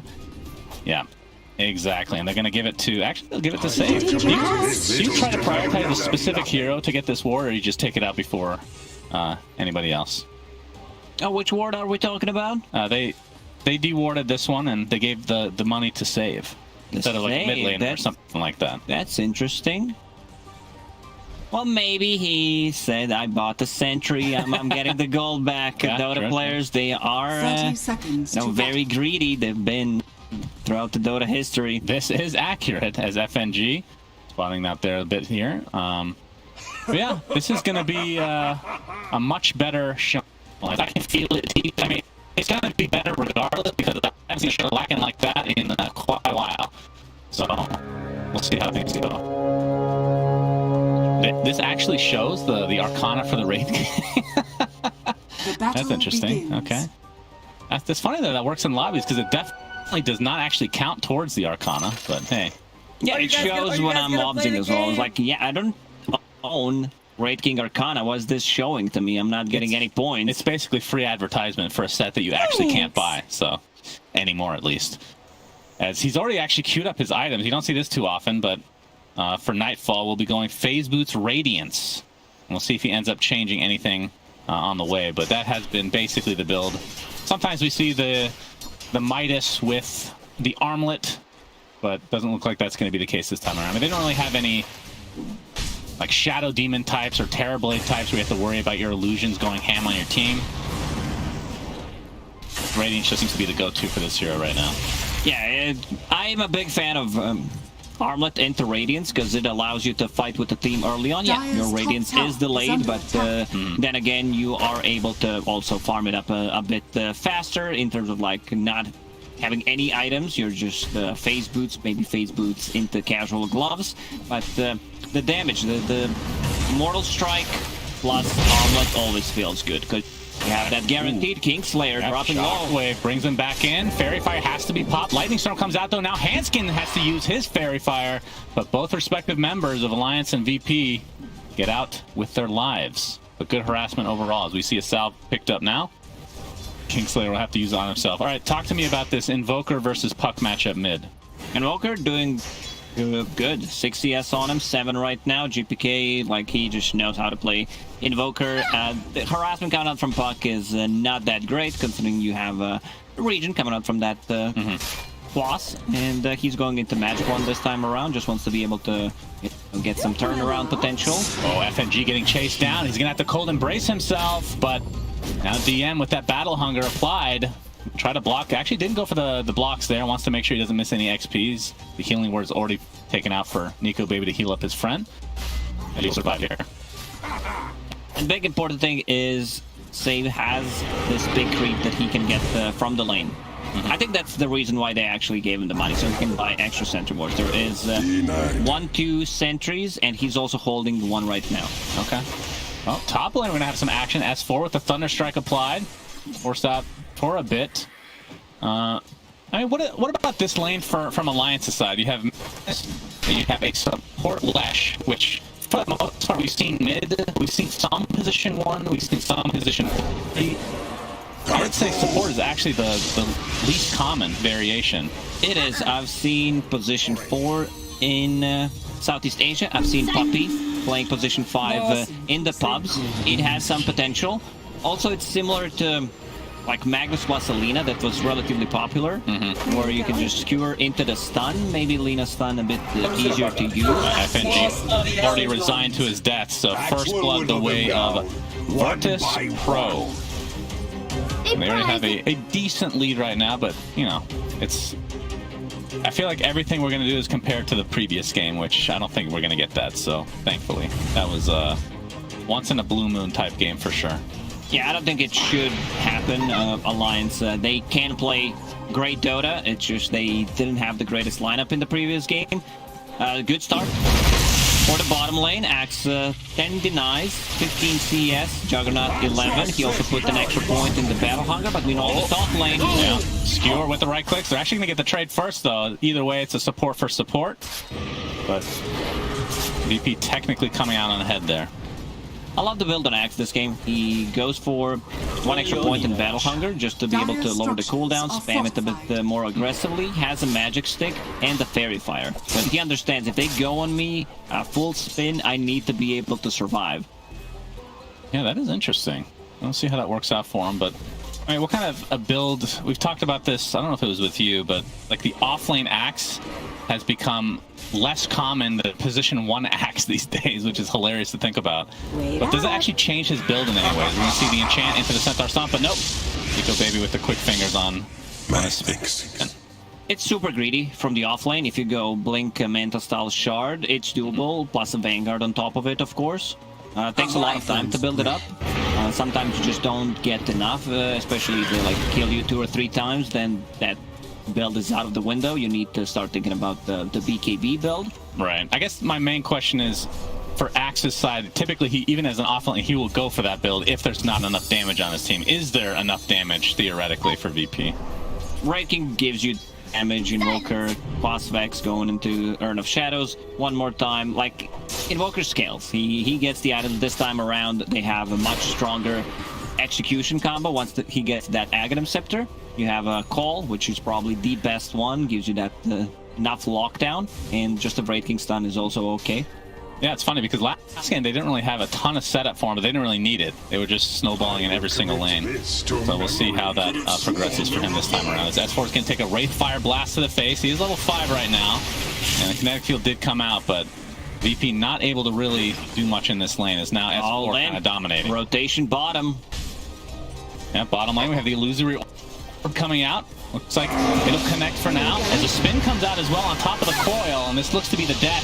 Oh, all right, pops the fairy fire. DM is actually going to live for now. Now the EMP connects onto London. He's going to be the one to drop. So a big turnaround for VP. FNG looks to be another sacrifice for the VP gods. And Nico getting pressured out as well. And this is exactly why I mentioned that I love the build on Axe. This early stake that he usually does not pick up. We see Vanguard rushes and also a fairy fire, which kept him alive there. And now he's level 5.5. GPK, quick rotation, understands that Puck is missing. TP's back there, so no one was at the mid collecting XP or anything. And most importantly, Invoker, he gets a kill. He uses the Urn on Axe to go to heal him up, and once again has 2 more charges. We'll start playing aggressively on the mid lane. Okay, gets a tornado off into EMP as well. Of course, the Cold Embrace is there for FNG, and he'll walk away safely as his mid laner finally comes back into the fray. And there was a pretty big stack in this top lane. A lot of the creeps have been taken out, but S4 was relatively low, despite having level 2 in power, not able to really get a ton of them himself, so it looks like Nightfall is going to try to take that for himself instead. And you can see GPK trying to make a rotation here, but he was spotted out. That's Kingslayer. Yep, a little bit of vision there with the kinetic field. We'll get the D-Ward. The question is, will it cost him his life? The Lightning Storm is there. Shockwave to bring him back. And the Glimpse. So we'll get S4 out of there. Tries to do the skewer trick, but not in time. Does it have to be like perfect frame? Is that how that works? Yeah, not the greatest trick from the sleeve there. Axe now with the Vanguard, pretty unkillable. They need to bring Puck, or Juggernaut needs to be level 6 to be able to kill him. Too much regeneration. I'm gonna see it one more time. Oh, the tomato and save. Going for FNG here. And now the big impetus. That was pretty close, though. But either way, Save netting himself yet another kill. He's going to find Nico Baby here now. The save rotations have been on point, not just in this game, but also in the previous game. And putting multiple sentries just to be able to play with the creep is what actually won them the lane. Yeah, and DM is able to just tank up all these creeps and the tower. There's no siege here, though. Still another couple minutes for that. Nico Baby still inside the tree line, so it looks like they want to mount some sort of defense here. FNG on the sideline as well, gets the Splinter's blast off, connects onto DM. Gets the creeps relatively low, but Nico Baby has to be careful here. I mean, he's another member. He can't do too much. I think he needs to bail out of this lane. Now he's level 6, time to go. And DM not too scared for his life here, as we're going to get pause, as again, just the laning stage itself. VP 2K net worth lead. We're not on the same level as last game, obviously, but still, it feels like one of these teams that just is mechanically extremely good in the early stages of the game, and they're able to snowball a lot of it. It is. It's the team that punishes all the small mistakes in the laning stage. Here we go, another unlock. We were just enjoying this so much. Very nice. The Rainbow Death, beautifully done. I love the sound effects when it's like super slow mo. It's like. It's good stuff. Dota sounds in general are top tier. You are a gamer, right, Suns fan? You played the different games. I didn't. I played Dota and Artifact. Pretty much these are my games. So, you know, I don't appreciate as much, but listening to sounds in other games feels very underwhelming. I'm not an audiophile myself, but I do 100% agree. Like the sound effects, the voice acting specifically as well. Everything is very iconic in Dota, and you go to another game, I'm not going to name them, but there's another game I've been playing lately, and my god, it's bad by comparison. It actually bothers me. Valve has done such a... Okay, now I'm just being too kind here, but Valve has done such a good job of the sound effects that I've actually... You can tell the difference in other games as well now, which makes it a worse experience for me for playing other games, so... It's unfortunate in the end. It's not good to set up the bar so high. Yeah, it's like ignorance is bliss. That's the way I look at it. If you don't know how bad something is, then it's okay. But not this time around, sadly. But yeah, Alliance off to a little bit of a slow start. Obviously, it's still relatively early on, as it looks like... Is it like his... Read this chat here. Mouse something. Oh, does he have the battery in his mouse? Is that what's going on? I don't know. These new mouses should be relatively good. Yeah. I remember I was a gamer back in the days, you know, the mouse with the ball inside where you have to clean it. There's dust, there's a hair, like can't play. The reason why I missed the kill. Yeah, because it's funny because a lot of people listening in right now are watching, I guess more listening in right now, but they won't even know what a ball mouse is. Isn't that crazy? And I have this thing, you won't be able to... I'll try to describe this as best I can, but Lacoste will be watching me. Where back in the day, you know, you had to clean the ball mouse. Yeah. So I would pick it up, and like I play a lot of FPS games back in the day. I'd lift it up and move my thumb over the ball itself, right, to clean it. And it was a very satisfying move just to do it. Exactly. Yeah. But the thing is, it became muscle memory, and I still do that with all these new tech. It doesn't do anything, and I still do it. Well, maybe you should stop doing it. I can't. It just feels so good. It's like a little tick that I have. I can't get rid of, you know? As we have... the podcast has come to an end. Thank you, Lacoste, for joining me today on this episode. You're welcome. We say nothing interesting at all. But back in the game we go. So VP 2K net worth lead. We can see Nico Baby now. The phase boot's going to be blitzing this down with the help of Handskin. So a nice triple stack here. That's a decent amount of gold for Juggernaut, who's not doing so well right now, sitting at almost 3,000 net worth compared to Wraith King, who's already at 4. He does have Empower, right? That's the important thing. That's the big deal. Like, you can stack the Ancients, Wraith King can't really farm the Ancients. Ooh, that's the item. I'm pretty... Okay, I was going to say. Thinking about other things right here, but Nico Baby. Yep, we have another triple stack here, this time of the Ancients. Hanskin is really good at just taking some of the XP from the carry. We saw in the previous game 4 people just farming the Ancients, but he's always a... I know, I can notice it because I do the same thing. Like, I'm just protecting you. So I play Great Fire Blast into the Tornado EMP. S4 still has enough mana to get off the Skewer, and as a result, will live through that engagement. And despite these Ancients... This is crazy. Ancients are being killed. Triple star. He was trying to, at least. Either way, he's got some stacks here. They've actually gone down 1k on top of this lead that they had just a few seconds ago. Nico Baby has to spin to dodge that Wraith Fire Blast, but here comes the Cold Snap. S4 in the vicinity, though, and with that high ground... They don't know. They don't know that he does not have ulti available. He has a 3-2-1 build, just going for more farm-oriented build. That means he's not going to be joining any fights. Yeah, this is like 200 IQ move there. Yeah, just the fear of the Omni Slash. I definitely hear that one a lot. The level 1 Omni Slash. Very fearsome indeed. But yeah, he's finally going to start taking out some of these Ancients, and that is some money that he desperately needs, as you can see on the net worth. Not doing too hot right now. But, I mean, with the Empower, this is a hero that can come back for sure. And here comes Hanskin once again. Oh, your Ancients are close. Let me come. Get some experience. He's going to tank it up for him. I believe that was Nika's fault. Just be able to kill them. But yeah, I do the same thing. Just lurking around. I know where XP AoE is now Magnus even comes to help out. This is the slowest ancient stack ever. He shared so much XP with his team. Good old Nico, baby. You gotta love it. Always helpful to his teammates, but... And now Puck is gonna steal some of the XP while picking up the rune. Min-max! Min-max! Unintentional, but... Yeah, quote-unquote unintentional for sure. But you can see that the... now it's starting to go a little bit more in Alliance's favor as a result of some of these stacks, although they have been taken out, like we've talked about, extremely slowly. Yeah, not too much action happening. We have a Disruptor hitting level 6, so they could potentially make a move. And Axe is super farm DM. Oh, yeah. Blink Dagger, Vanguard, full magic wand about to be delivered, and he also has a Chip West. Oh, 5 HP region. love the that numbers got buffed up. That item was so bad. And now it's so good. It's like the second best item now in the tier 1. S4 is going to get jumped. Blink Dagger reveals Static Storm on top of the kinetic field to follow. Nightfall waiting for the Wraithfire Blast. He'll get it off. Oh, a little bit late there. The Skewer comes out, but finally the Glimpse back in, and that is going to be S4's death.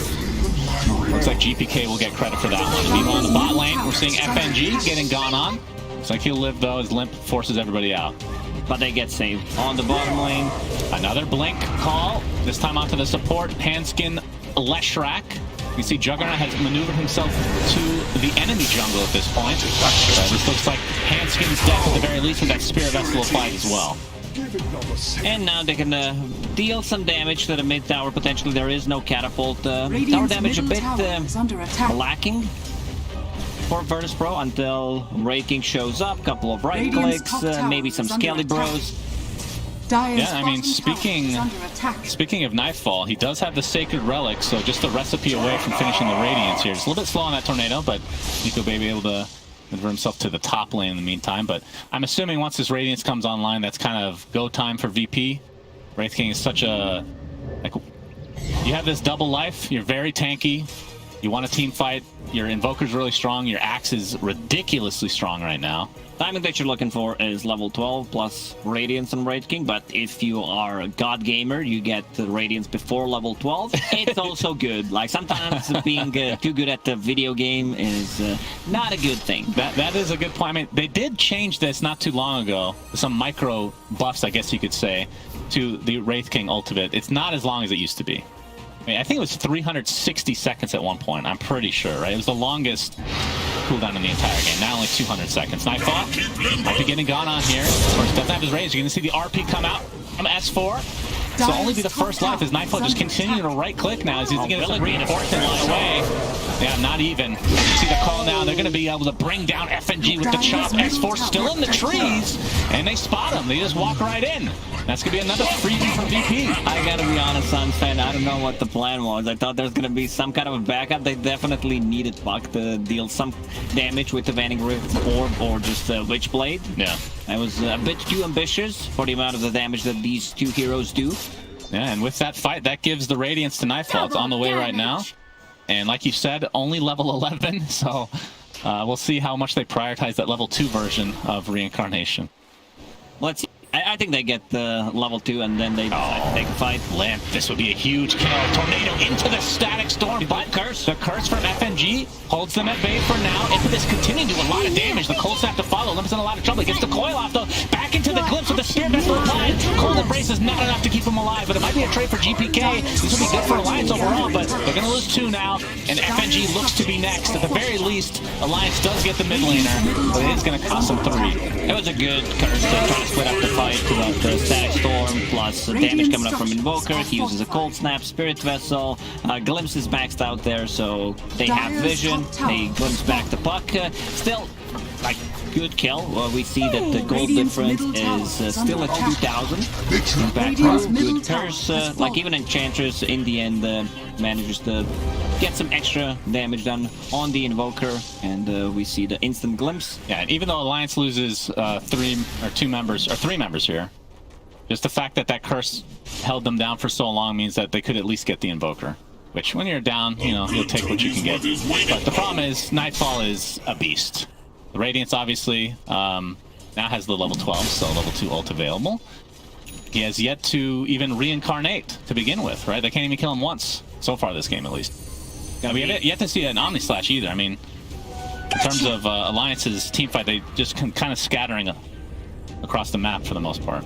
Nico Baby decided to go for like just the triangle instead of fighting with the team, which I think is a correct choice. He needs to be able to get the items, use this Empower to come back into the game, finishes off SNY. I would say this is a standard build. Sometimes it's one farming item, but since he doesn't need it because he has Empower, you need status resistance against the Axe Call. Yep, that's definitely true. And it's the triangle, they're going to go there. King Slash can take a full Omni Slash, and down he goes. Here comes the EMP, connects on the S4, pops the wand, so has some mana to work with. We have the coil, only going to connect on a couple, but there's the RP. This could be a big turnaround for Alliance. They're going to find GPK again, and DN looks to be next on the list. Double kill for Nico, baby. They ended up in the triangle where he has been spending the entire game, and Alliance is going to be really happy with that. Maybe this fight would have been different if Axe didn't jump out immediately, because Jug was there, and if they shared some damage, let's say Axe uses a call, he jumps on him instead of a Disruptor, Disruptor gets the spells off. It could have been a different fight, but nice execution from Alliance, instantly killing off the Disruptor, and we will see that one again, the impact move, gonna be a nice RP from S4. Coil just to keep them in place. Coil was only on one. That's what I thought, but Axe did stick around a little bit. But yeah, that sets up the RP. And big fight for Alliance for sure. And Nico Baby now, as a result of that, is starting to work his way up the net worth charts. Second overall in the game. And like you said, had the SNY going for the Diffusal next, so that's going to be kind of annoying for the Wraith King, but then again, the Shard kind of counters that, which... It's just cheap damage, allows you to deal, like, just extra slow for a couple of crits, you get the value out of it. I don't know if there's a single hero in Dota that says, yeah, I don't like having mana. That's Huskar, maybe. Okay, there we go, that's one. That's it, that's all I got. Maybe we can have a new hero to do that. This is a big call, but a nice Blade Fury in time. Curse to follow from FNG on the sideline. As a result, Alliance is able to get out here, but in the meantime, S4 getting caught in the Static Storm kinetic field. Nightfall on the other side has the Alacrity applied, but the Cold Embrace is there just in time to withstand the crit. It looks like DM did fall in this engagement, but Nico Baby has the spin going up, and Coil applied as well, just on the Enchantress, but they'll take what they can get right now. All they lose is hand skin. It's a 2-for-1. I think now Alliance perhaps on the run, but S4 still on the sideline. RP up in a few seconds. Doesn't have Blink, though. Alliance is getting the most out of these fights, going in and out, trading the supports for some bigger kills, and in this game, Axe, as I said, like, you die 1 or 2 times, you need to be able to just survive. So instead of getting the Manta Style, which takes quite a lot of time to build up, decides to get a BKB, which I believe is the correct choice here. Now Nico Baby. Diffusal Blade done, so that's going to be a ton of damage. Aghanim Scepter queued up next to be able to deal with the supports. Oh, Aghanim Scepter, okay. Yeah, I mean, SNY and Diffusal Blade, they do inherently give you some attack speed as well, so... I mean, at what point does Wraith King need to go for the Shard? Does this have to be like a 20-minute thing now that he sees the Diffusal, or is that really not that big of a concern since you have Wand? Right now, he has 0 charges on the Wand, so we'll see. Maybe next fight, if he dies due to mana burn. Dota carry players, very stubborn, very greedy, so they do not want to buy it. I mean, it does provide a little bit of extra... skeletons, right? When you respawn. I don't know if that's actually good or not. Yeah, I didn't know that until like 3 months ago. I'm like, someone mentioned it. I'm like, what do you mean? What extra skeletons? I mean, it synergizes technically well with his talents that nobody ends up taking anyway. So it's always the 25 move speed, I feel like. But I mean, it's nice to have something extra, right? It feels a little bit better than having to just, okay, well, this gives me a free now. Yeah, it has to be something. What if it casts Reincarnation, like Right Fire Blast, only on 1 target that killed you that first time? Oh, wow, that's very strong.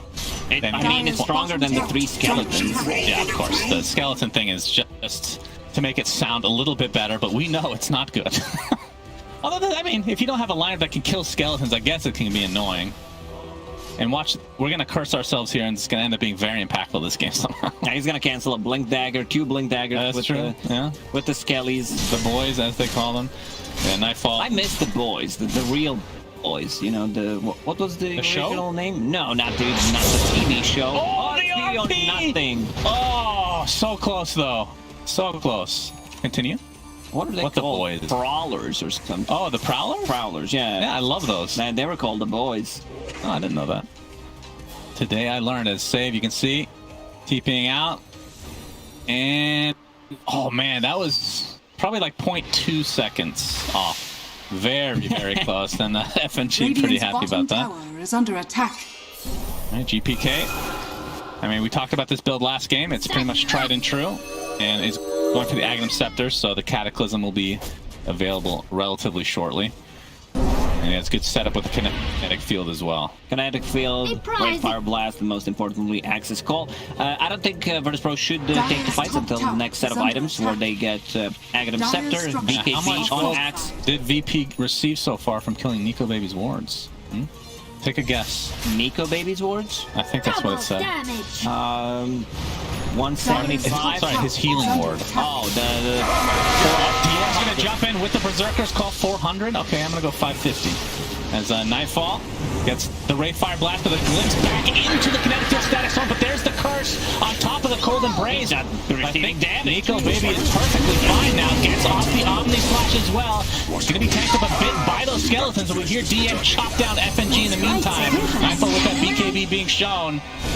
It's like the Coil only on the one for now. Lip is the one taking heavy damage. Gets the phase shift off, but he believes he's going to die to the radiance. He's not careful. Yeah, dies anyway. In range. And now S4 on the run. DM. All right, you got the call. Canceled it off. S4 with that Battle Hunger applied. DM's going to continue to try to catch up. Skewer is available, though. It's going to be a pretty hard kill to get here. DM. Blink is up in 5 seconds, and the Tornado does connect on the Handskin, so that looks to be a freebie for VP. And DM finally gives up on this kill. There's no Disruptor in the vicinity, so that means there's not going to be a good glimpse. They have a good like front line with Skellies. There we go, providing the vision for the team, so potentially a good glimpse back. We saw the strength of Wyvern Heal, level 10 talent, plus a Holy Locket. 300 gold, you were correct. Good job. 300? Did I say 300? No, but you were... I was closer than you. Yeah. As we see the Cold Embrace heal on top of... I mean, the Wyvern these days with the Holy Locket, this feels like something that's going to get tweaked in a bit. Maybe they get rid of the talent or something like that. It's a lot of healing in these fights. Too much healing. Like, they need a Spirit Vessel on top of it. The Invoker uses a combo, full Static Storm. Still, you out-regen the damage coming out from it. Yeah. I will commit this to memory. Well, now the state of the game is only a 2K network lead for VP, so definitely something Alliance can try to work together around. And first Roche has not even been attempted yet, which 23 minutes in the game is a bit odd. Tomato is going to be scouting it out for VP. And yeah, Juggernaut almost done with his Aghanim Scepter, so he'll have that Swift Blade, which I will be calling every Omni Slash Swift Slash, and vice versa. Yeah, I call it Quick Slash or O Mini Slash. These are my words that I use. Mini Slash, I like that. I'll definitely try to remember to say that one.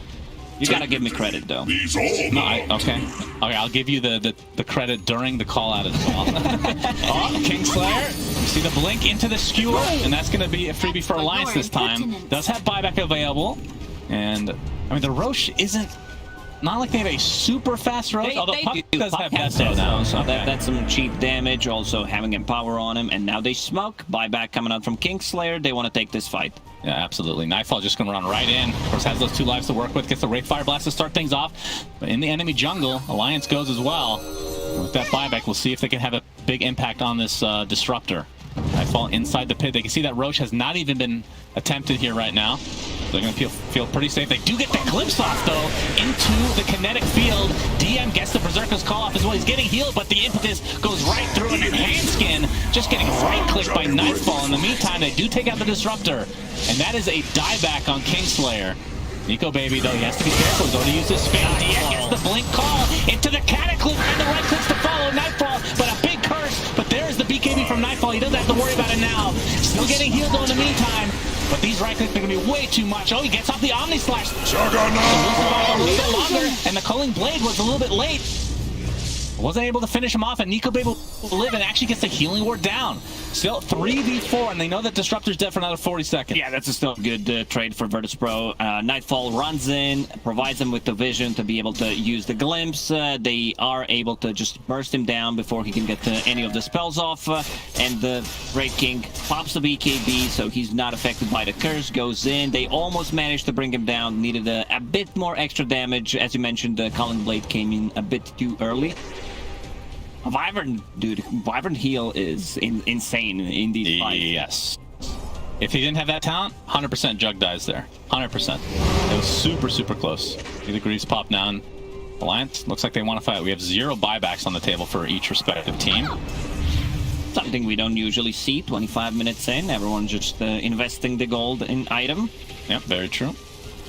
So this next fight's essentially going to middle tower tip the scales in terms of who gets that first rush. Dire's top tower is under See Handskin with that Dire's Diabolic Edict. The fortification is actually going to be popped, so he has to be a little bit careful here. Nightfall looking for Handskin in turn. Now they know where he is. Yeah. Glimpse back. Glimpse into the Ray Fire Blast. And that is going to be an easy one for VP. Let's create a little bit of space. So that's 45 seconds of no Lesh. Is this enough of an opening to go for Roche? Of course, they don't know that he doesn't have buyback, so they do have to be a little bit careful here. S4. Blink out. And Nightfall just continuing his rampage down, working on Assault Cuirass. And then Blink thereafter. Alright, so the Roche attempt is here. Alacrity applied to Nightfall. He can solo this, no problem. They have Static Storm. They have everything online. If there's an RP, there will be Static Storm dropped on top of him, or just instant Blink initiation from Axe to try to cancel it. You might even see Static Storm on top of Roche towards the end of this. Yes, it's a possibility to be able to lock down the Puck. Puck doesn't have a defensive item, going for a very greedy build. Sometimes we see the third item Eon Disc, which I think he needs a defensive item. S4 is going for the skew on the other side now. Is Nightfall. He's going to follow BKB, and inside that Static Storm is S4. Cataclysm to follow. That is a dead Magnus. Buyback in the game still has his RP, so they have to be careful. Nico Baby already using his Blade Fury. Going to get back the Omni Slash just in time. Beautifully done. Finds one kill. Save with the Ghost Scepter is going to save him for now. And now they have to be careful.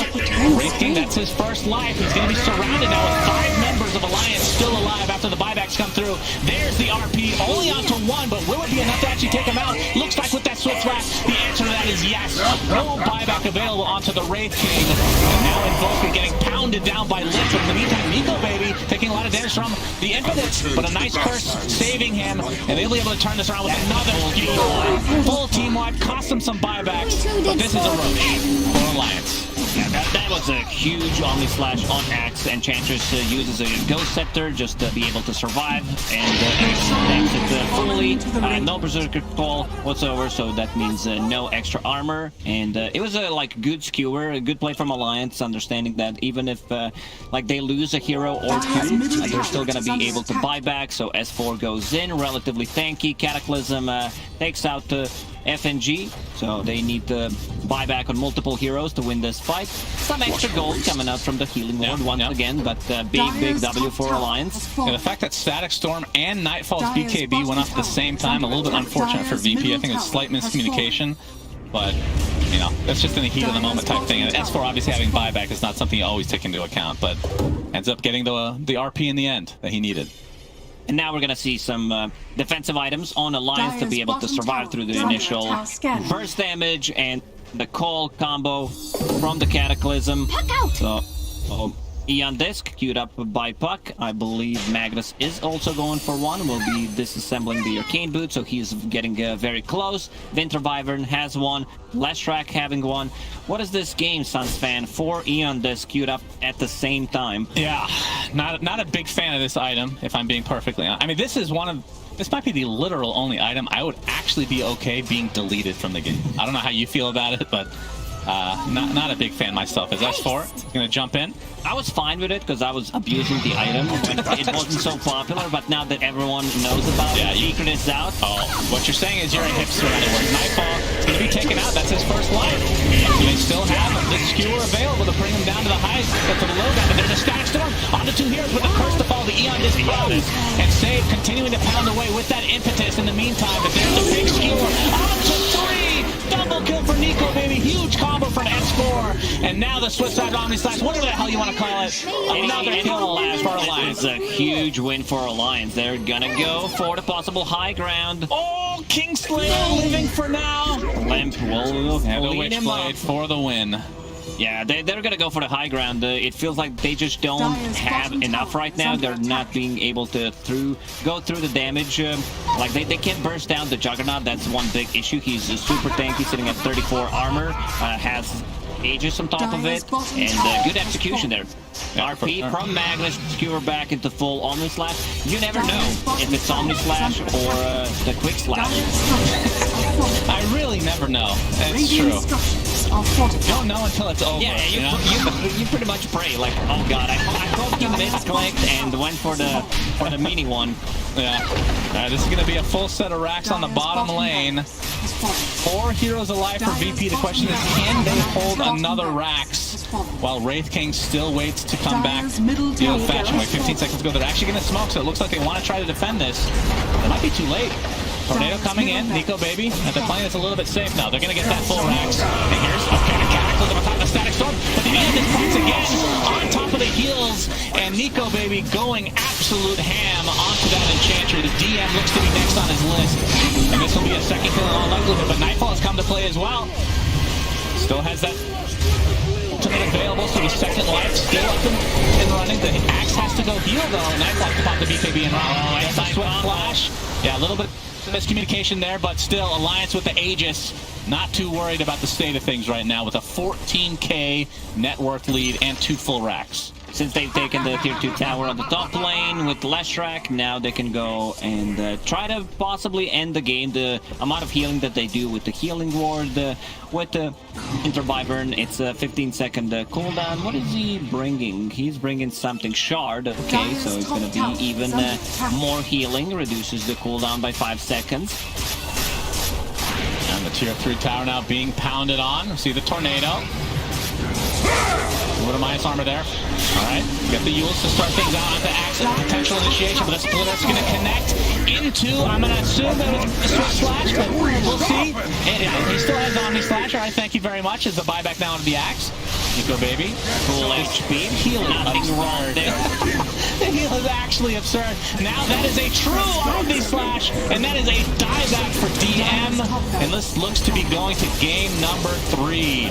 Swift Slash now, getting them all right because as GGs are called, Alliance, after getting absolutely destroyed in game 1, come back with vengeance. Pretty much the perfect game from Nico baby in this one against level 6. Doesn't matter too much, doesn't even skill the ulti, goes back to the triangle, asks for some help from his teammates to be able to farm up the Ancients. Everyone comes close and pop.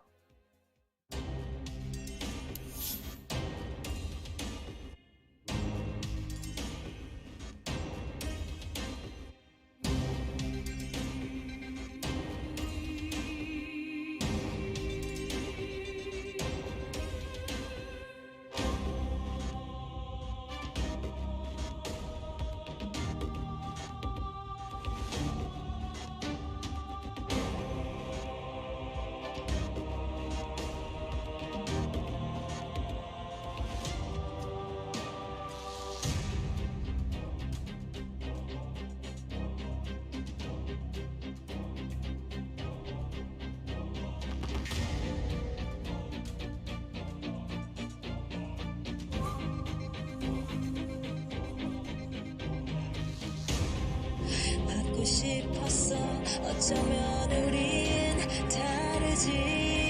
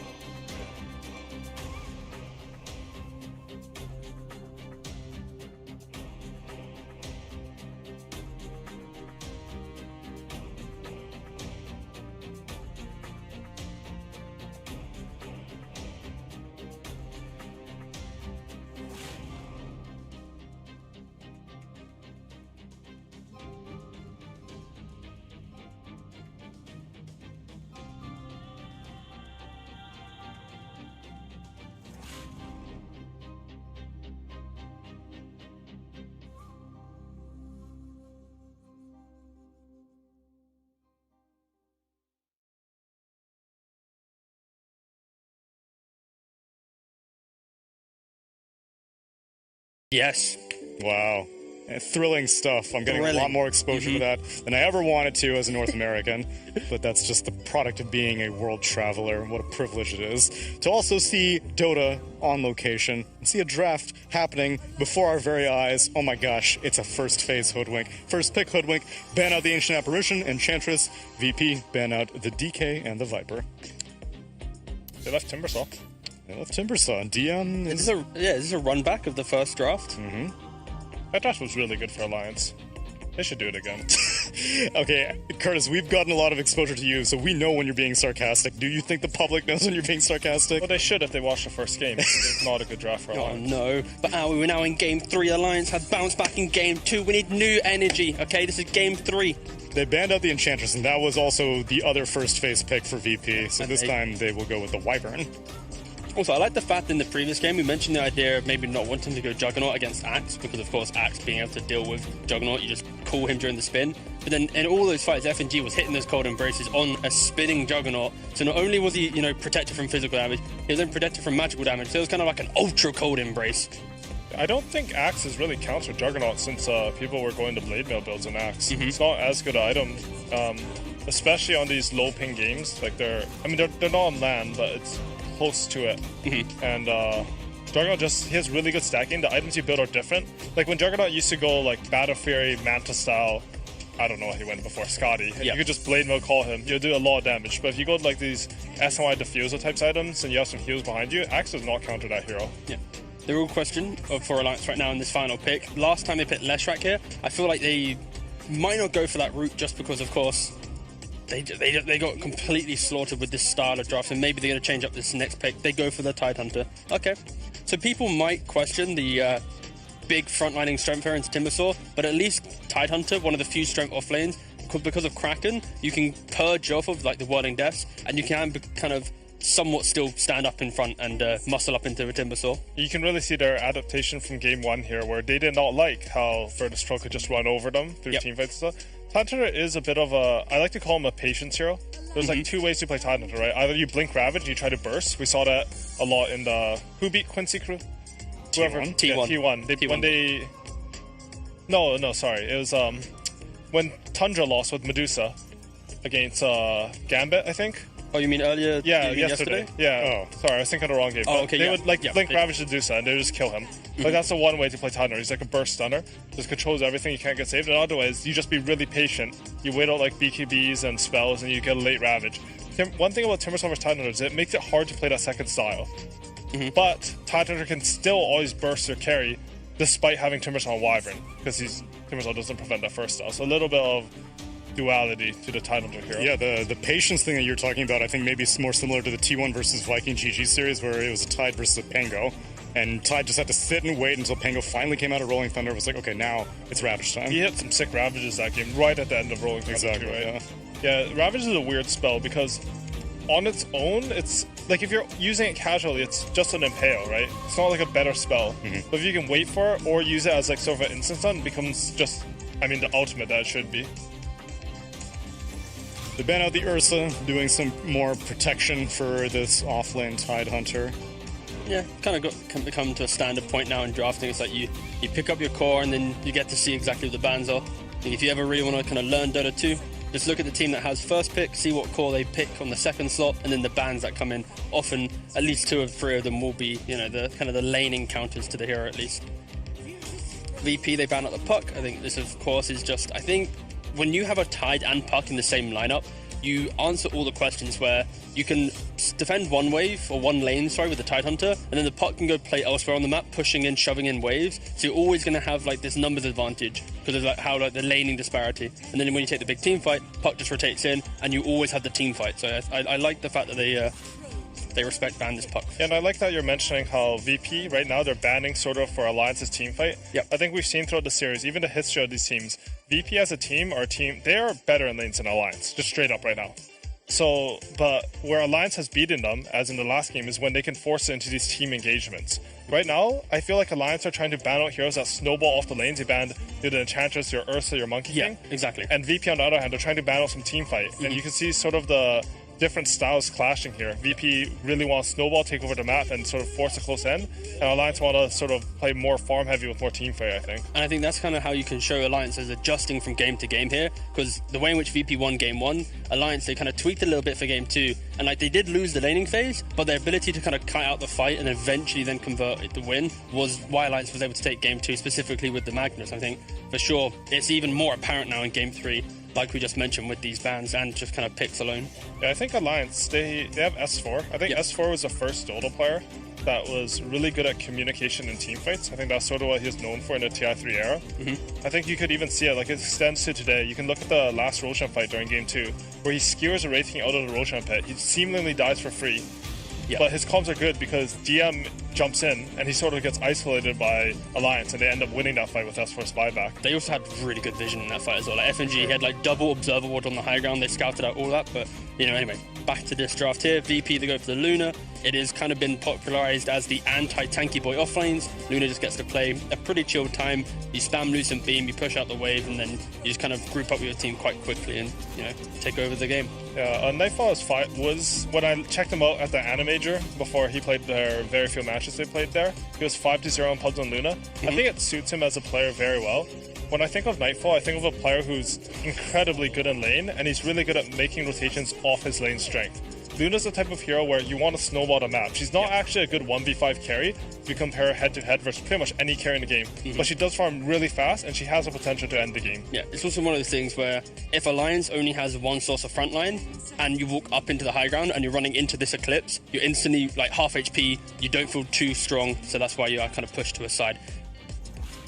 Alliance pick up the Lina, like I had said earlier. They are willing to put it on a Hanskin support-oriented role. This is the exact same draft construct they used against Team Secret in their first game, the Hoodwink, the Tide, then the Lina. They actually closed out this phase of the lineup with a Tiny. I wouldn't expect that to come into play here, but potentially with the double support duo, instantly being able to 100-0 them, that could be an angle that they go for again. No, they go for the Terrorblade instead. I think they will still get a hero like Tiny for their mid-hero. I don't think this Lina's going to... Honestly, it could. It's a pretty good... How, who is that? LGD? I think it might be LGD. How they pick Lina is they see 2 range supports from the enemy team. And if you see 2 range supports, they just throw the Lina mid. She won't lose any matchups. And range supports are traditionally worse at ganking a hero like Lina mid. Yeah, so Alliance with confidence pick Terrorblade. 1 to go into the Luna because, of course, the reflection, you just take over that Luna to get the benefits. But then I like the fact that nowadays we get to see teams with confidence still going Terrorblade into line. You think about how line players want to play. They run into the jungle, they just hex one illusion, instantly kill it. They mana drain another illusion, instantly kill it. So it can be really disruptive to Terrorblade's farm. But going into like 20-25 minutes plus, when he has SMY Dragonlance and is taking the bigger team fights, line, of course, would be 100-0. Doesn't really matter, but yeah, it's kind of the nuances of the entry to the game line can be very disruptive to Terrorblade. I think it's a lot to do with the builds that Terrorblades are going, as you mentioned. They get the Dragonlance SMY, and you have like a 2000 HP Terrorblade. Yeah. It used to be that you went like Treads, Wraith Bands, and Manta Discard or something, and you're squishy for a long time.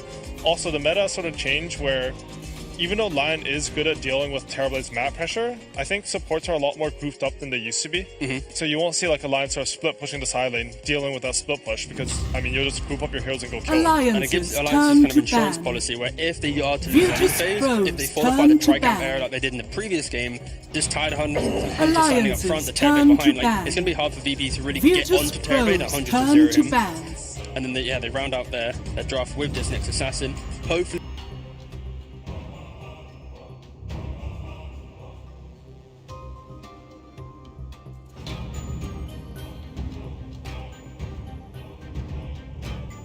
Ten seconds remaining. 5 seconds remaining.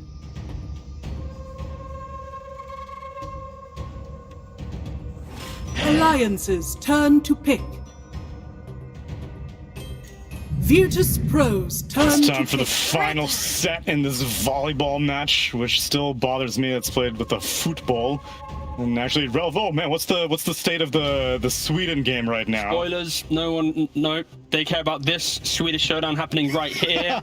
we care about esports, not real sport. Yeah, you know why we don't care about esports? I mean, normal sports is because esports, we don't end things at 0-0, which is currently the state of the Swedish Euro 2021 versus Slovakia. Yes. Wow. It's thrilling stuff. I'm getting a lot more exposure to that than I ever wanted to as a North American, but that's just the product of being a world traveler. What a privilege it is to also see Dota on location and see a draft happening before our very eyes. Oh my gosh, it's a first phase Hoodwink. First pick Hoodwink, ban out the Ancient Apparition, Enchantress, VP, ban out the DK and the Viper. They left Timbersaw. They left Timbersaw. DM is this a run back of the first draft? That was really good for Alliance. 10 seconds. I should do it again. Okay, Curtis, we've gotten a lot of exposure to you, so we know when you're being sarcastic. Do you think the public knows when you're being sarcastic? Well, they should if they watched the first game. It's not a good draft for Alliance. Oh no, but we're now in game 3. Alliance have bounced back in game 2. We need new energy, okay? This is game 3. They banned out the Enchantress, and that was also the other first phase pick for VP, so this time they will go with the Wyvern. Also, I like the fact in the previous game we mentioned the idea of maybe not wanting to go Juggernaut against Axe, because of course Axe being able to deal with Juggernaut, you just call him during the spin. But then in all those fights, FNG was hitting those cold embraces on a spinning Juggernaut. So not only was he, you know, protected from physical damage, he was then protected from magical damage. So it was kind of like an ultra cold embrace. I don't think Axe has really countered Juggernaut since people were going to Blade Mail builds on Axe. It's not as good an item, especially on these low ping games. Like they're not on land, but it's close to it. And Juggernaut he has really good stacking. The items you build are different. Like when Juggernaut used to go like Battle Fury, Manta style, I don't know what he went before, Scotty, and you could just Blade Mail call him, you'll do a lot of damage. But if you go like these SMI Diffuser types items and you have some heals behind you, Axe does not counter that hero. 5 seconds. The real question remaining. for Alliance right now in this final pick, last time they picked Leshrac here, I feel like they might not go for that route just because, of course, they got completely slaughtered with this style of draft, and maybe they're going to change this next pick. They go for the Tidehunter. Okay, so people might question the big frontlining strength here into Timbersaw, but at least Tidehunter, one of the few strength lanes, because of Kraken, you can purge off of like the Whirling Deaths, and you can kind of somewhat still stand up in front and muscle up into a Timbersaw. You can really see their adaptation from game 1 here, where they did not like how Virtus Pro could just run over them through team fights and stuff.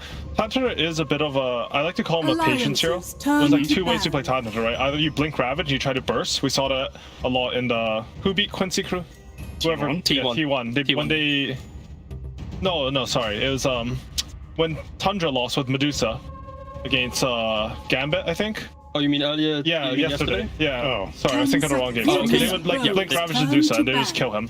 Like that's the one way to play Tidehunter. He's like a burst stunner, just controls everything. You can't get saved. And otherwise, you just be really patient. You wait out like BKBs and spells, and you get a late Ravage. One thing about Timbersaw vs Tidehunter is it makes it hard to play that second style.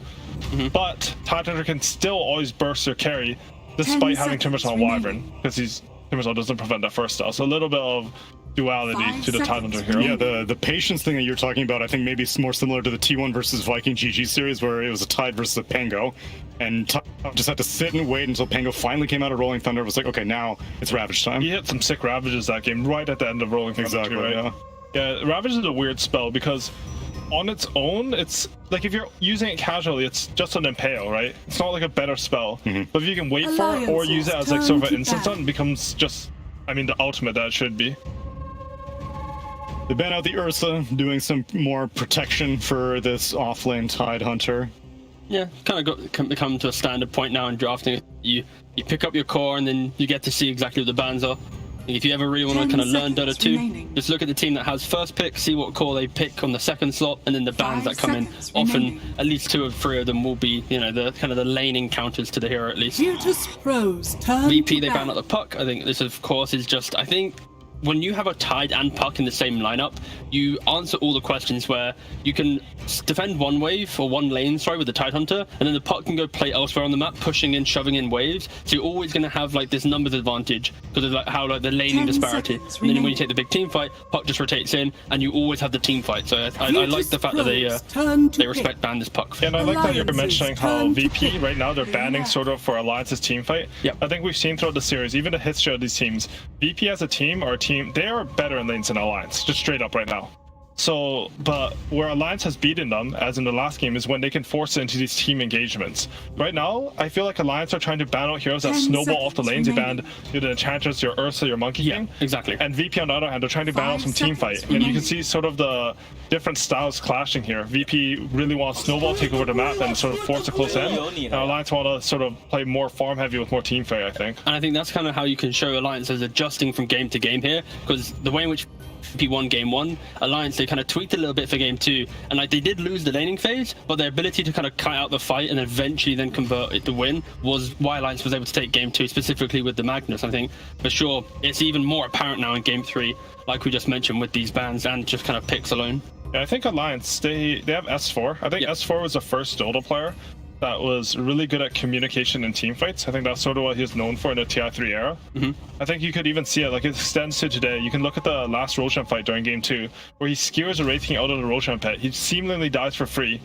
But his comms are good because DM jumps in and he sort of gets isolated by Alliance, and they end up winning that fight with S4's buyback. They also had really good vision in that fight as well. Like FNG had like double observer ward on the high ground. They scouted out all that. But you know, anyway, back to this draft here. VP, they go for the Luna. It has kind of been popularized as the anti-tanky boy off lanes. Luna just gets to play a pretty chilled time. You spam loose and beam, you push the wave, and then you just kind of group up with your team quite quickly and, you know, take over the game. Yeah, Nightfall 5 was, when I checked him out at the Animajor before he played their very few matches they played there, he was 5-0 on pubs on Luna. I think it suits him as a player very well. When I think of Nightfall, I think of a player who's incredibly good in lane, and he's really good at making rotations off his lane strength.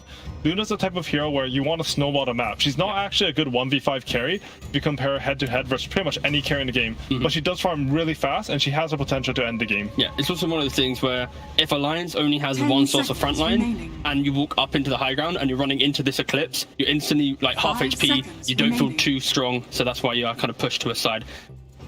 Alliance pick up the Lina, like I had said earlier. They are willing to put it on a Hanskin support-oriented role. This is the exact same draft construct they used against Team Secret in their first game. The Hoodwink, the Tide, then the Lina. They actually closed out this phase of the lineup with a Tiny. I wouldn't expect that to come into play here, but potentially with the double support duo, instantly being able to 100-0 them, that could be an angle that they go for again. No, they go for the Terrorblade instead. I think they will still get a hero like Tiny for their mid hero. I don't think this Lina's going to... Honestly, it could. It's a pretty good... How, what was that? LGD? I think it might be LGD. How they pick Lina is they see 2 range supports from the enemy team, and if you see 2 range supports, they just put Lina mid. She won't lose any matchups, and range supports are traditionally worse at ganking a hero like Lina mid. 5 seconds remaining. So with confidence, pick Terrorblade.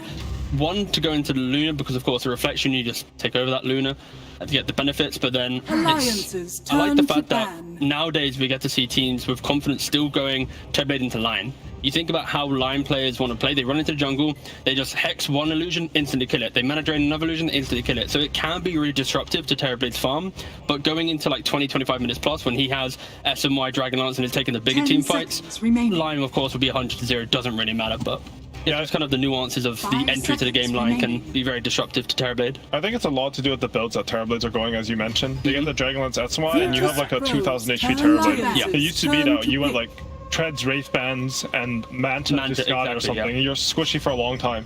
Also, the meta sort of changed where, even though Lion is good at dealing with Terrorblade's map pressure, I think supports are a lot more grouped up than they used to be.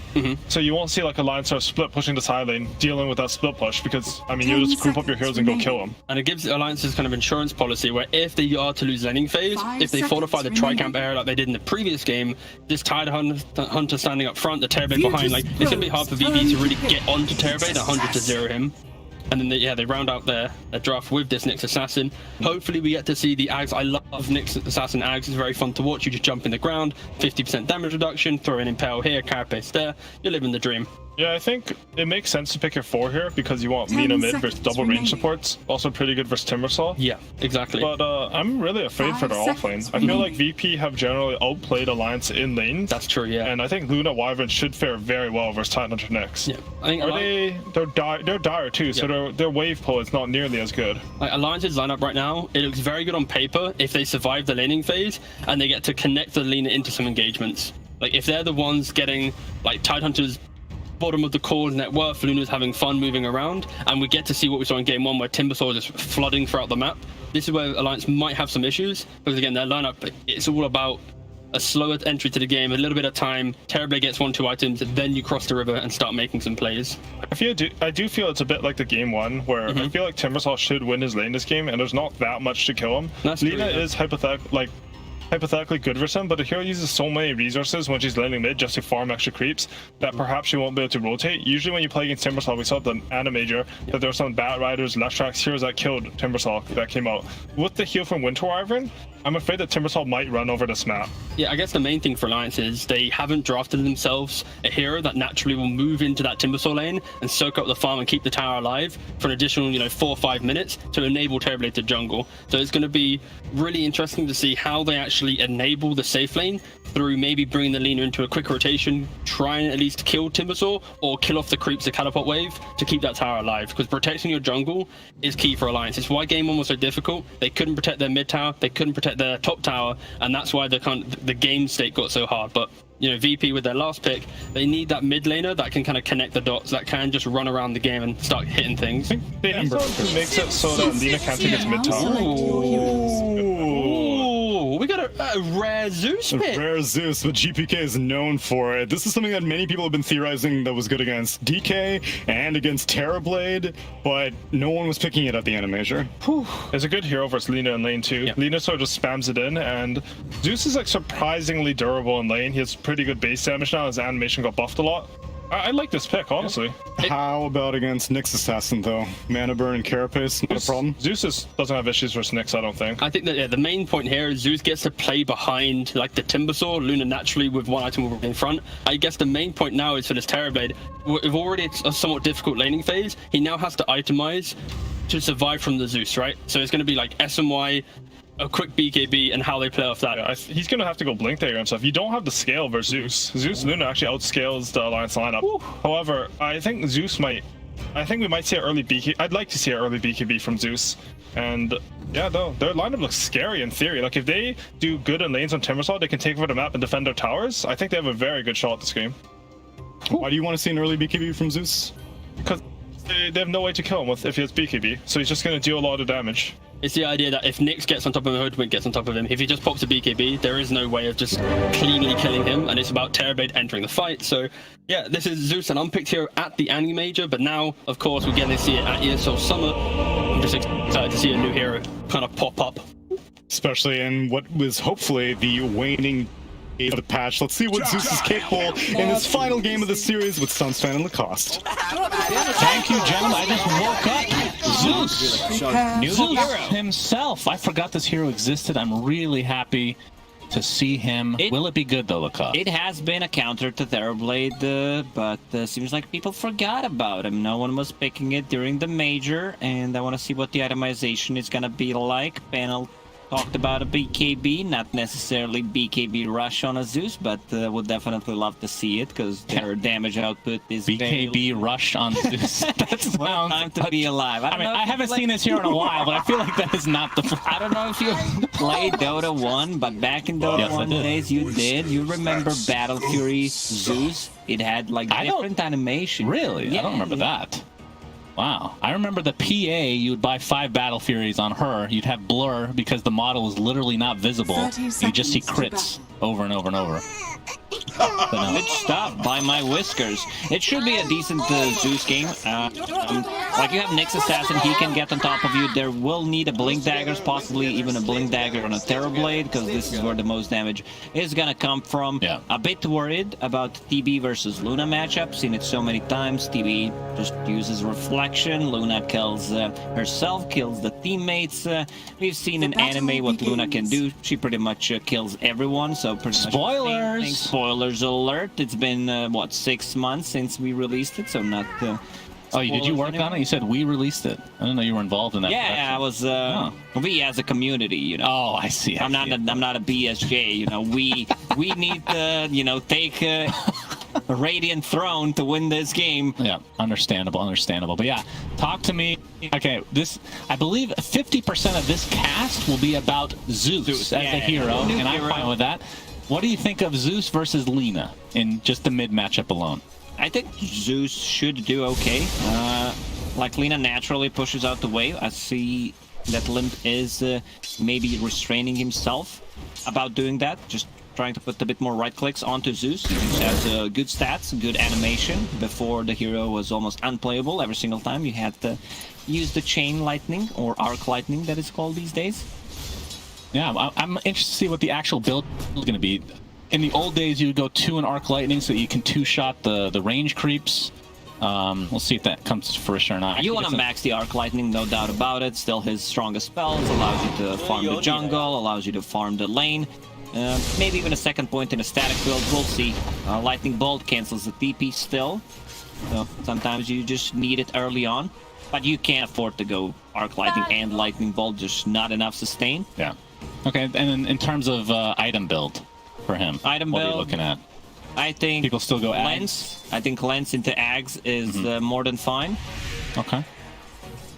Sounds good. I'm excited. I'm very excited. Of course, this hero, the panel kind of brought it up before, but historically looked at as a pretty good counter to a Terrorblade type hero. Any kind of burst magic damage is good against a hero that has ridiculously high armor, which is the case for TB. But this is a new beast of a TB that we're seeing lately as well. TB has just been on the rise even after the nerfs. The hero just feels super strong. Top lane, a lot of pressure under attack on Terrorblade, but the same goes for bottom. I don't think Virtus Pro should care too much about the bottom lane. This is an easy win for them. We've seen Luna being a counter to like all the tanky strength off-laners, and this should be the first blood. Absolutely, with the Earth Spike. Are you guys gonna play more than enough damage as Save ends up taking that one for himself. So first game we saw that he took the ward to get a little bit of extra XP, and yeah, the first blood, very important for that support tax to buy the sentries and whatnot. And the free observers, of course. You need to spend a lot of money on those. As Limp, looks like his bottle's going to get refilled there, along with getting the water rune. As looking at the CS in terms of mid, it's very, very even right now. Of course, it should be even. Yeah. Like if someone rotates, get a stun on a Zeus, he will be stacking the jungle for himself. GPK, all about that efficiency. Will refill the bottle. 2/3, not too bad. But as I said, the Virtus Pro and on the bottom lane, they should not lose this lane. Range heroes, they will get a kill on S4 if they get one more right click. We'll have a stick and a full healing salve, so should be okay. Yeah, getting close to the Ring of Health. His courier did die though, so might have to hang out in that vicinity for a bit. GPK getting pressured out now. It's Limp able to hit the LSA. Yeah, GPK pretty much out of regen right now. Someone needs to die. So yeah, to TP back to mid. Exactly. So no one. That might be Kingslayer. Close. Maybe Kingslayer. Nah, he's okay. So GPK will just run back to the fountain, refill the bottle, TP back to the lane. Limp playing it so well. It looked pretty even until Limp climbed the high ground and start putting in some right clicks. We'll get level 6 faster, stacking the small camps. Something that we've seen quite a lot, that mid lane small camps get blocked. Yeah, for sure. This is a big one. Yeah, I'm just going to get a lot out of this small camp right now. Very efficient here. They will swap out the water runes, though, at least from VP's perspective. This will finally get some mana, as we're going to see Handskin take a tumble here. S4 getting pressured out again. Nightfall with basically no mana to speak of, though. That'll break things up. All right, let's get back to the Hoodwink before we get onto Zeus again, which is going to be every other topic we talk about, right? Mention one hero, back to Zeus. Hoodwink, FNG played it in the first game of this series. Didn't do too much. I mean, it was pretty much a stomp, so... Are you hoping for a different build this time? Yeah, I want to see a different build. I want to see max Bushwhack. I want to see an earlier point in Scurry to be able to go through the trees. And it's the same matchup again. Like I played Hoodwink quite a lot. It just doesn't feel like you deal damage early on, especially against a hero like a Timbersaw. To me, it feels the hero should deal more damage considering the numbers. I mean, they did nerf the absolute crap out of her not too long ago. There was a long patch that was basically only nerfs. As the M's going to take a reflection here, Nico baby. Oh, he's actually going to jump in there with the Timber Chain. FNG now. Being pulled back by Kingslayer in the meantime. But S4 takes a Lucent Beam. He might be in some trouble. The Hex is there as well. Save. Nice dodge onto the Impale. Lucent Beam to follow. S4 still trying to walk this off, but the Earth Spike's going to be there. That's the second kill for Save already in not even in 6 minutes. Bottom lane doing really well. I love that they decided to put Lion. Like, he for in this game, he will get the farm priority, but he's playing the safe lane, much more kill potential. And yeah, Wyvern as position 5, but nice wrap around in the mid lane. Yeah, Thunderbolt's going to be there. Kingslayer with the Arctic Burn. The LSA is going to connect on Limp, and he picks up an Invis, but of course there is a Zeus in the game. GPK, they don't want to go any further. 3 stacks of Fiery Soul plus the Boots of Speed. They can chase her down. And Limp will survive as a result, so looking good for him right now. Top net worth, and Zeus about 600 behind. Of course, they were, last I checked, stacking the jungle a bit. Not sure if that's actually going to be for GPK or just for the Luna at some point. I think you give it to GPK at least a big camp. He comes back to the game. Right now, there's a 500 difference, as you mentioned.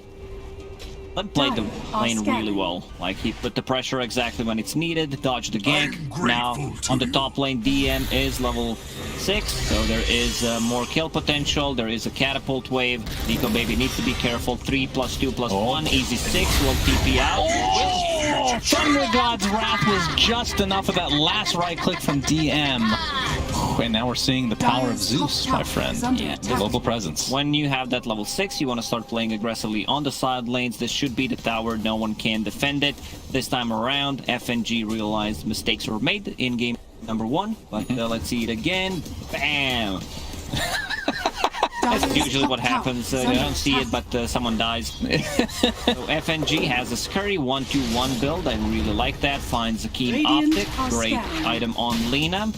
Oh, yeah. But for now, Hoodwink just keep it. It's also a good item on a Hoodwink, but since you're a position 5, see, you're not gonna get it. Well, maybe. Yeah, he sends it back. I mean, speaking of Hoodwink, when I've found that it's had the most success in these pro games is obviously Bushwhack is like the most important spell, right? Yes. You're able to cast it from the trees with the Scurry, but I feel like having that extra break against certain lineups is really strong, like against a Tidehunter, for example, but it's not really a good... I mean, no. Timbersaw is kind of overrated. The break's not particularly good against him. He has reactive armored stack. Yeah. They stay, you just don't get the new ones. Yeah, GPK picks up the haste. Limp is in a lot of trouble. Lucent Beam to follow. Nightfall's even coming to the fray. As Save gets another kill. He's in a killing streak now. As Handskin, Thunderbolt into the finger. Double kill for Save. He is quite far. He's just getting all the last hits. How much gold does he have? 1,000 gold, level 6, 8 minutes in. Save. Like, he's been on point. Whenever he plays, I feel like he doesn't have these bad games. He's always on point with the spell casting. This is what the Virtus Pro is really good at, not overlapping their abilities. You see Luna on the bottom lane. Seems like it's just going to be a Dragonlance build. No need to get that mask, even though I like the mask. You disassemble it anyway. Butterfly, Satanic. I mean, he's off to a really good start, too. It's not like you need to go into the triangle and get this... He's going to get the gush into the Ravage. He's actually going to connect on 2. Limp, though, gets impaled in the meantime. Laguna Blade from so far away. Not going to be enough to actually get the kill. Now Kingslayer comes into the fray. He's going to get impaled by Handskin. More TPs now, and Alliance just has to run. Looks like Save might be the sacrifice. This actually would be a pretty big kill, but they just don't have enough damage. Great Save. Usually it goes the other way around, where he makes a big mistake. Caster's Curse this time around. Hexes Lina instantly. They blow up. 2 big ultis. They don't get the kill. Luna had that Dragonlance delivered, plus the Power Treads and the Magic Wand. That's 1,500 plus HP. Also, I think we just saw the Keen Optic range too with that Laguna Blade. That was quite far. Yeah, it was. And as I said, GPK farming the big camp. Or is he? Nightfall attacks at once, gets the... That's the travel tax, I think. The toll fee, if you will. As, yeah, Nightfall is having a very good start to this game as compared to TB. About 1,000 net worth discrepancy between the two. And of course, I mean, Luna just farms faster than this hero. At this point, she does. Like Terrorblade, once you have your images maxed out, you don't deal well with the stacks unless you have a meta. There are a couple of stacks being made in the triangle, so he will clear it up. Also, Tidehunter can be the one, but it seems like it's just going to be a TB for now. Also found the possessed mask. So you have extra damage, a bit of a lifesteal. Radiant's bottom tower. Yeah, that is under also in attack. consideration for top 3 neutrals at the tier 1s, that is. Dire's And middle tower what's is the under purple attack. one? Fairy Trinket? Radiant's Fairy bottom Trinket, tower depends is on the under hero. attack. Optic, Arcane Ring. You said in the previous game The vest? budget blade mail, yeah. Yeah, the budget play on the. True. This would actually be an unironically pretty big kill on to save if they're able to clean him up, because he is super farm right now He on had killing spree. 500. 300 away from Dire's Blink middle himself. tower is under Let's see attack. how fast he is. Oh, he knows. He I actually guess knows so, yeah. something is up. Look at this. They have no sentries whatsoever, and he pinged them. He Dire's exactly middle pinged him where tower he's is under standing. attack. Radiant Yeah, are that's pretty big. scanning. I mean, he is super close to a Blink. I mean, imagine him getting like a 13, 14 minute Blink dagger. On a position 4 Lion, it also allows you to play like that damage from the Thunder God's Wrath. It's sometimes all you need. So DB is going to be very burstable this game. Didn't mention the Ironwood tree picked up on. Not as good. Saw. Not as good as it was before. That's right true, now, that's it's true. 15-second cooldown. Before it was 4, I believe. Radiant's middle tower They is just under added an attack. extra digit essentially. That was a huge nerf. You're right. I mean, it wasn't not that good on anybody else, really. It's just Timbersaw, right? Yeah, maybe on a Wind Ranger for a Shackle. Oh, true. Could be Nobody very picks good that for hero, though, Hoodwink. you know? We saw it made it a couple times, but Yeah. kind of inconsistent as a core. As, yeah, we see the Luna just out farming everybody right now. And there's the Ancient Stack, so this is just going to amplify her farm even more. She has the also Dragon Lance. Found the perfect item, what you want to have. Yep. Best mask. What are your thoughts on the same items being dropped for each respective team as a concept in terms of neutrals? Because then it's less RNG as DM, takes heavy damage here. They're not able to finish them off though, but then it's RNG in terms of what your lineup is, right? Because some are stronger depending on the heroes.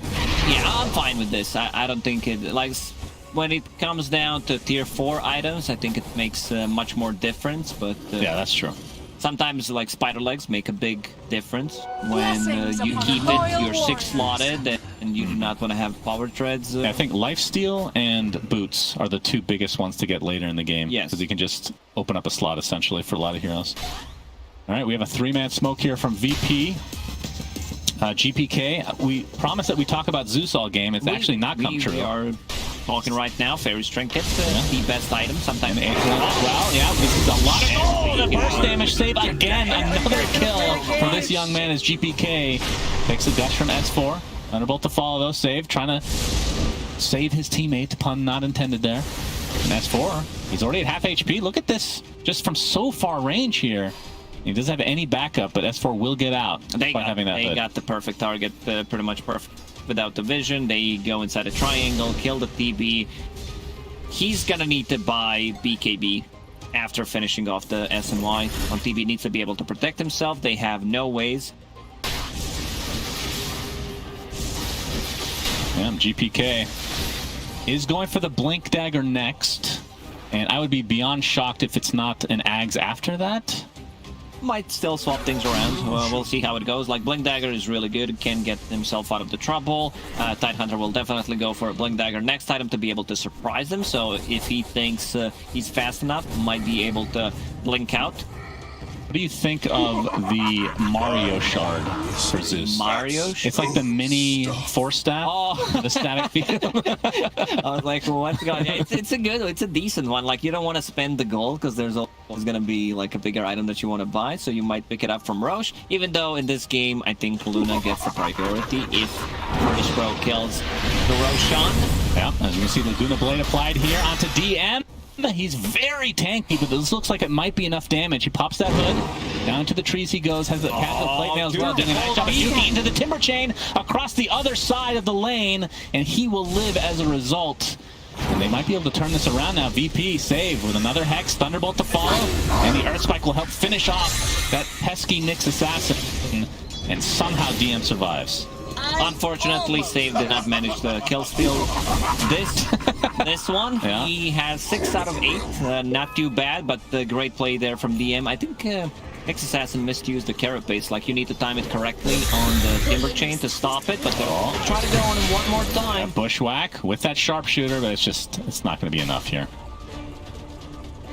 I mean, they do have decent setup for that sharpshooter at some point with the Cold Embrace, I suppose, on the other side. That can help try to counter, as we can see DM survive again here. That plate mail, pretty valuable. 24 charges as well in his passive. We're going to see, oh my god, the Winter Scars into the Impale, and it looks like Hoodwink will fall. Nyx Assassin is next as well. And Alliance, it's 10-0 again. Is this game 1? I didn't even notice that they have 0 kills. Yeah. It seems like every single time they pick Hoodwink, they just can't get a kill early on. Zeus is great against Hoodwink. You scout the Hoodwink inside the trees and going for the Aghanim Scepter. I like Aghanim Scepter a bit more this time around. It's just a good setup. Let's say Lion with the Blink Initiation. He can pretty much kill anyone. He holds them in place for a long period of time. Hex 2.5, 2.6 on the stun duration. So there's going to be a lot of damage coming out from the Nimby. I mean, he did go for a different build on this Hoodwink this time, so he went for what you wanted, right? Yes. But still not finding the success that they were looking for. As we see, scouting out with the Thunder God's Wrath is what gave them the vision there. That was actually a good damage hit from Nyx Assassin. Yeah, wow. Yeah, that was a good curse. Holy jeez. Yeah, 12-0 advantage for VP, and this is looking potentially like a Mega Stomp coming. But Alliance, it's only, I mean, it's 4K, which is a lot at this stage. We'll see another pickoff here onto Hanskin. But what are the recoverability options here for Alliance this time around, Lacoste? Well, I want to see Terrorblade, BKB, Lina BKB to be able to take the fight. So once again, Limp going for Boots of Travel. I think in a game where you're losing, you can't afford to do that. You need to be, like, maybe if you play with the Hoodwink from the trees, Nyx Assassin, so you have 3 heroes showing. But in this scenario, I think having a BKB, especially against the Zeus, against the Lion, you needed it earlier. It's half your BKB. Yeah, that is true. He did the exact same thing. We'll see if it works out this time around. I mean, that might indicate that they want to kind of split push a bit more. Really working well for them, 13-0. Well, if you're down, and I mean, split pushing is important in games like this, right? So is that perhaps the line of thinking? It's a lot of investment. Like, I would not go for it. I see more downsides of it rather than the positives. But if you were to focus on the positive. If I could focus, yes, you are out there trying to, as I already said, maybe play with the Nyx Assassin, Glyph, you see a hero, instant initiation, Bushwhack coming out from the Hoodwink. But, yeah, sometimes, I think I've said it during the first game, where you have Boots of Travel, you stay for that one extra wave. Yeah, you get greedy. And then you get greedy, you get punished, especially against Lion. This is the big thing. He's probably the best hero to punish the split push. Yeah, that's true. And once Zeus has Ags as well, Nimbus is another great way to punish that. He will have it, and also finds Philosopher's Stone on Zeus, the 2 best items. Man. I'm surprised that he's not keeping the Fairy Trinket on top of it, just to swap it during the team fight. Yeah, that's true. Either way, Nimbus is available, so you get the global little Thunderbolt. It takes quite a bit of hits too. It's a little bit deceiving. Of course, they do have Lina, who can, obviously, attack speed with the fire is still pretty important, but Radiant's top tower is basically the only hero other than the TB at some point in the game. But yeah, the BKBs are going to be pretty crucial for Alliance to try to get back into this game. Radiant's I mean, the top one tower is under attack. upside for Alliance at the very least is that VP does not have a particularly good Roche team until Luna gets a good amount of farm. She has a BKB, so big timing. I expect Luna to...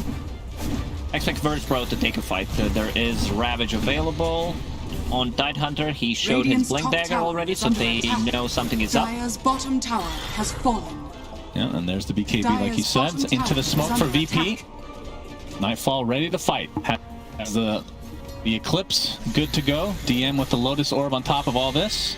Great item against Lina, against the Terrorblade Thunder, and as expected, TB finishes off SNY. Dragonlance needs a BKB to protect himself, so right now Luna staying 3,000 gold ahead of TB, and this is their big time. They know, they actually know where he is. It's Nico, being picked out. Nico running to the side. Of course, they have the Thunder God's Wrath that'll scout him out. Attempting to TP out the Lucent Beam. Nope, not even gonna need it. The Earth Spike is there into the Eclipse and the Hex, so no Sunder play. Nimbus was used to try to KS that Lacoste. it wasn't to be for GPK. As expected, Luna, let's see where she is. Handskin. The Thunderbolt just in time. Another kill going the way of VP. 15-0. I think they can take down Roche. There's still a BKB available. Level 19 Luna. Time to go inside. 25 seconds. Without it, we will see the impact move. Zeus ulti on top of it. That's Lion. the timing here. That was very close. 6 seconds left. Yeah, very close in. That Nimby needed to come in a bit earlier. Well, he didn't have vision, I don't think, right? He used ulti. Oh, did he? Yeah. Okay. And Zeus with the regeneration. Just not really high level in this game. He's level 14. Same goes for Timbersaw. And Luna is about to hit level 20. She will be picking up that Aegis as expected. Top tower is under attack. Actually has the shard queued up. Wants to purchase that herself, it looks like. That's interesting. Give you the vision in the more vision in the trees, I guess. With the Lucent Beam. GPK. Is the Handskin. That is the sentry from Alliance, but GPK in the trees will be spotted out by Handskin. Has to be pretty careful. If the Thunderbolt comes out here, they will certainly kill him. But it looks like Alliance is going to go this tier 2. He needs to get out of here. Dire's top tower there's is under attack. Not quite in range. So it'll be a freebie. They will continue. They have this Aegis, no Eclipse for another 35, but if they glyph, potentially they could have it after the Aegis respawn. You need to defend the tower. There's no one from Alliance trying to defend this. Your tier 3 tower falls against Luna, you lose the barracks. Absolutely. Moonglave's still gonna do absolute respecting the damage. You know, they did not want to go full force. There's no need for it. Usually we see, like, first Roshan is just to take the enemy outpost, pretty much control the whole map, the area where they can farm, and then try to close out the game with the second Rosh. Second Rosh, too valuable. I think maybe we need to take away. Don't delete the shard. No, Shard is fine. No, Shard is really fun to watch, so maybe remove the cheese. Yes. I think Aegis plus Shard is more than enough. Yeah, totally agree. Yeah, I mean, even with just the shard, it's still a pretty powerful Rosh in the future if they go down that road. But either way, Nightfall and company are in the driver's seat, to say the least. Butterfly looks to be next for him. Already has the Eagle song. And Alliance are just trying to delay this. I don't think there's any way they want to fight into this Aegis. BKB on Lina, BKB on TB. I think they could potentially take a fight. Like, not necessarily overextend, since tier 2 tower is already very low. They will just let it go. Well, look at this. This is perfect. Creeps came in. Has fallen. All right, now we have a smoke. 5-man smoke, in fact, for VP. They're heading towards the top lane, pushing it out with the Arc Lightning. Arcane Rune on Zeus. That is very scary. Not get better than that. Yeah, that's one of the best heroes in the game. Nightfall right here. S4 jumps in with the Ravage. Going to connect onto 3. Hoodwink. The Nimby gets the stun off onto Luna. They have a lot of burst damage, but he's still getting healed through it. And there's the Kirk on the BKB Terror Blade.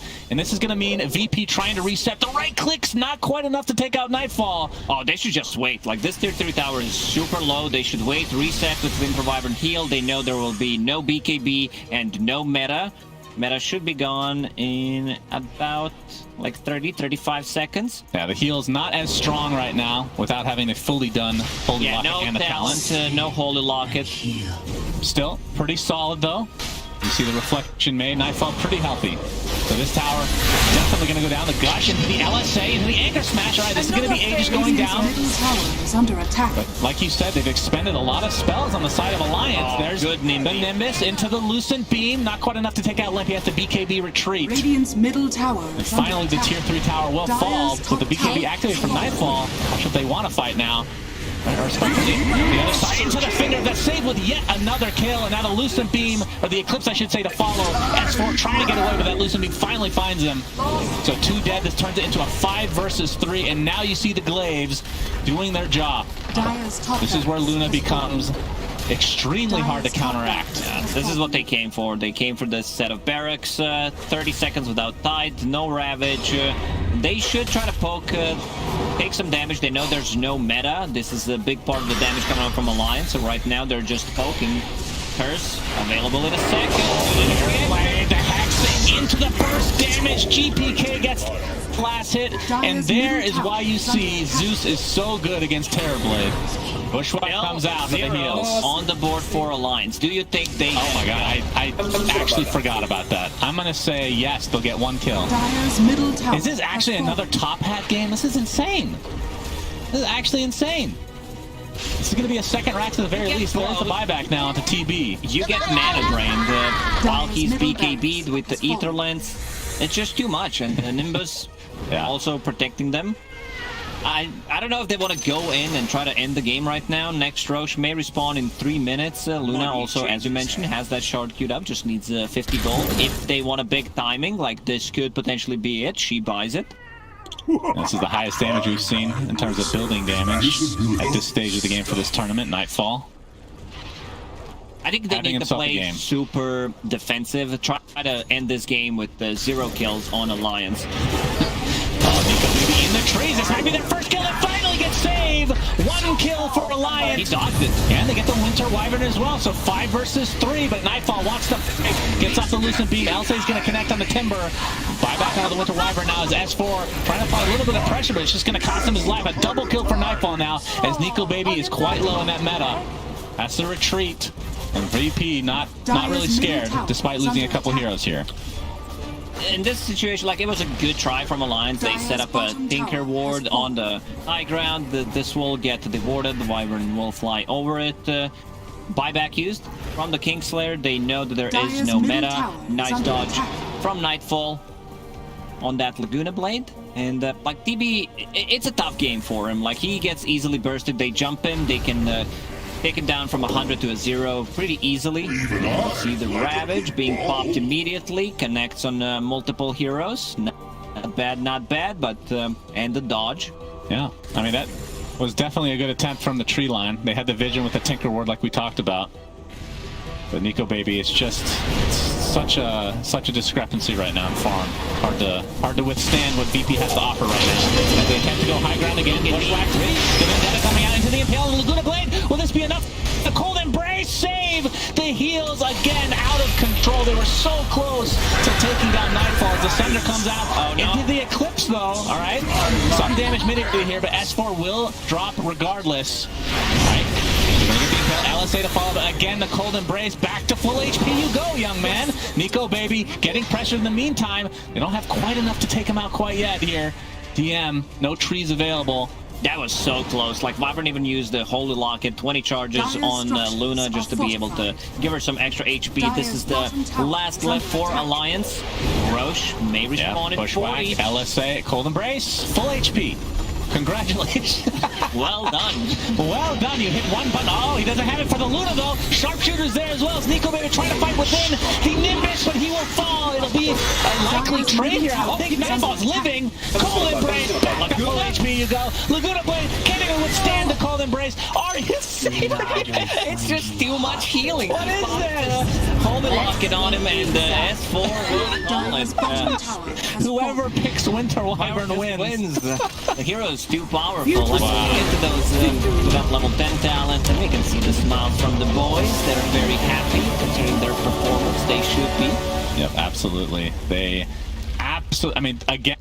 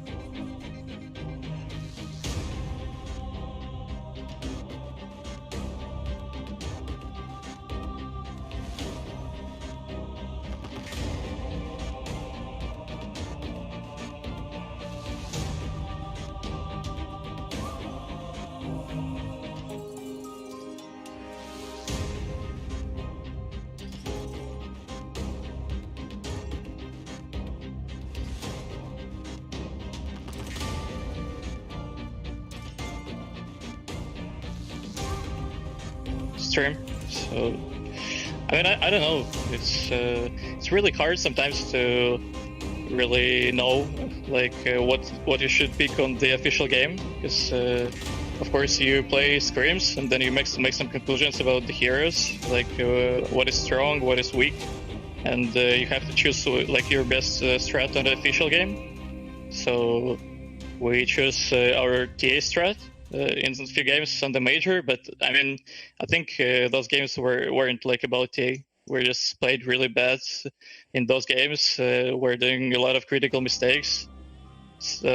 Pretty sure we could have won even with TA all those games on the major if we just play better. Well, you're getting your mojo back in this tournament. Congratulations on now a top 3 finish in ESL One Summer 2021, and looking forward to seeing who your next opponent will be. Yeah, thank you guys. Cool. Thank you. Bye.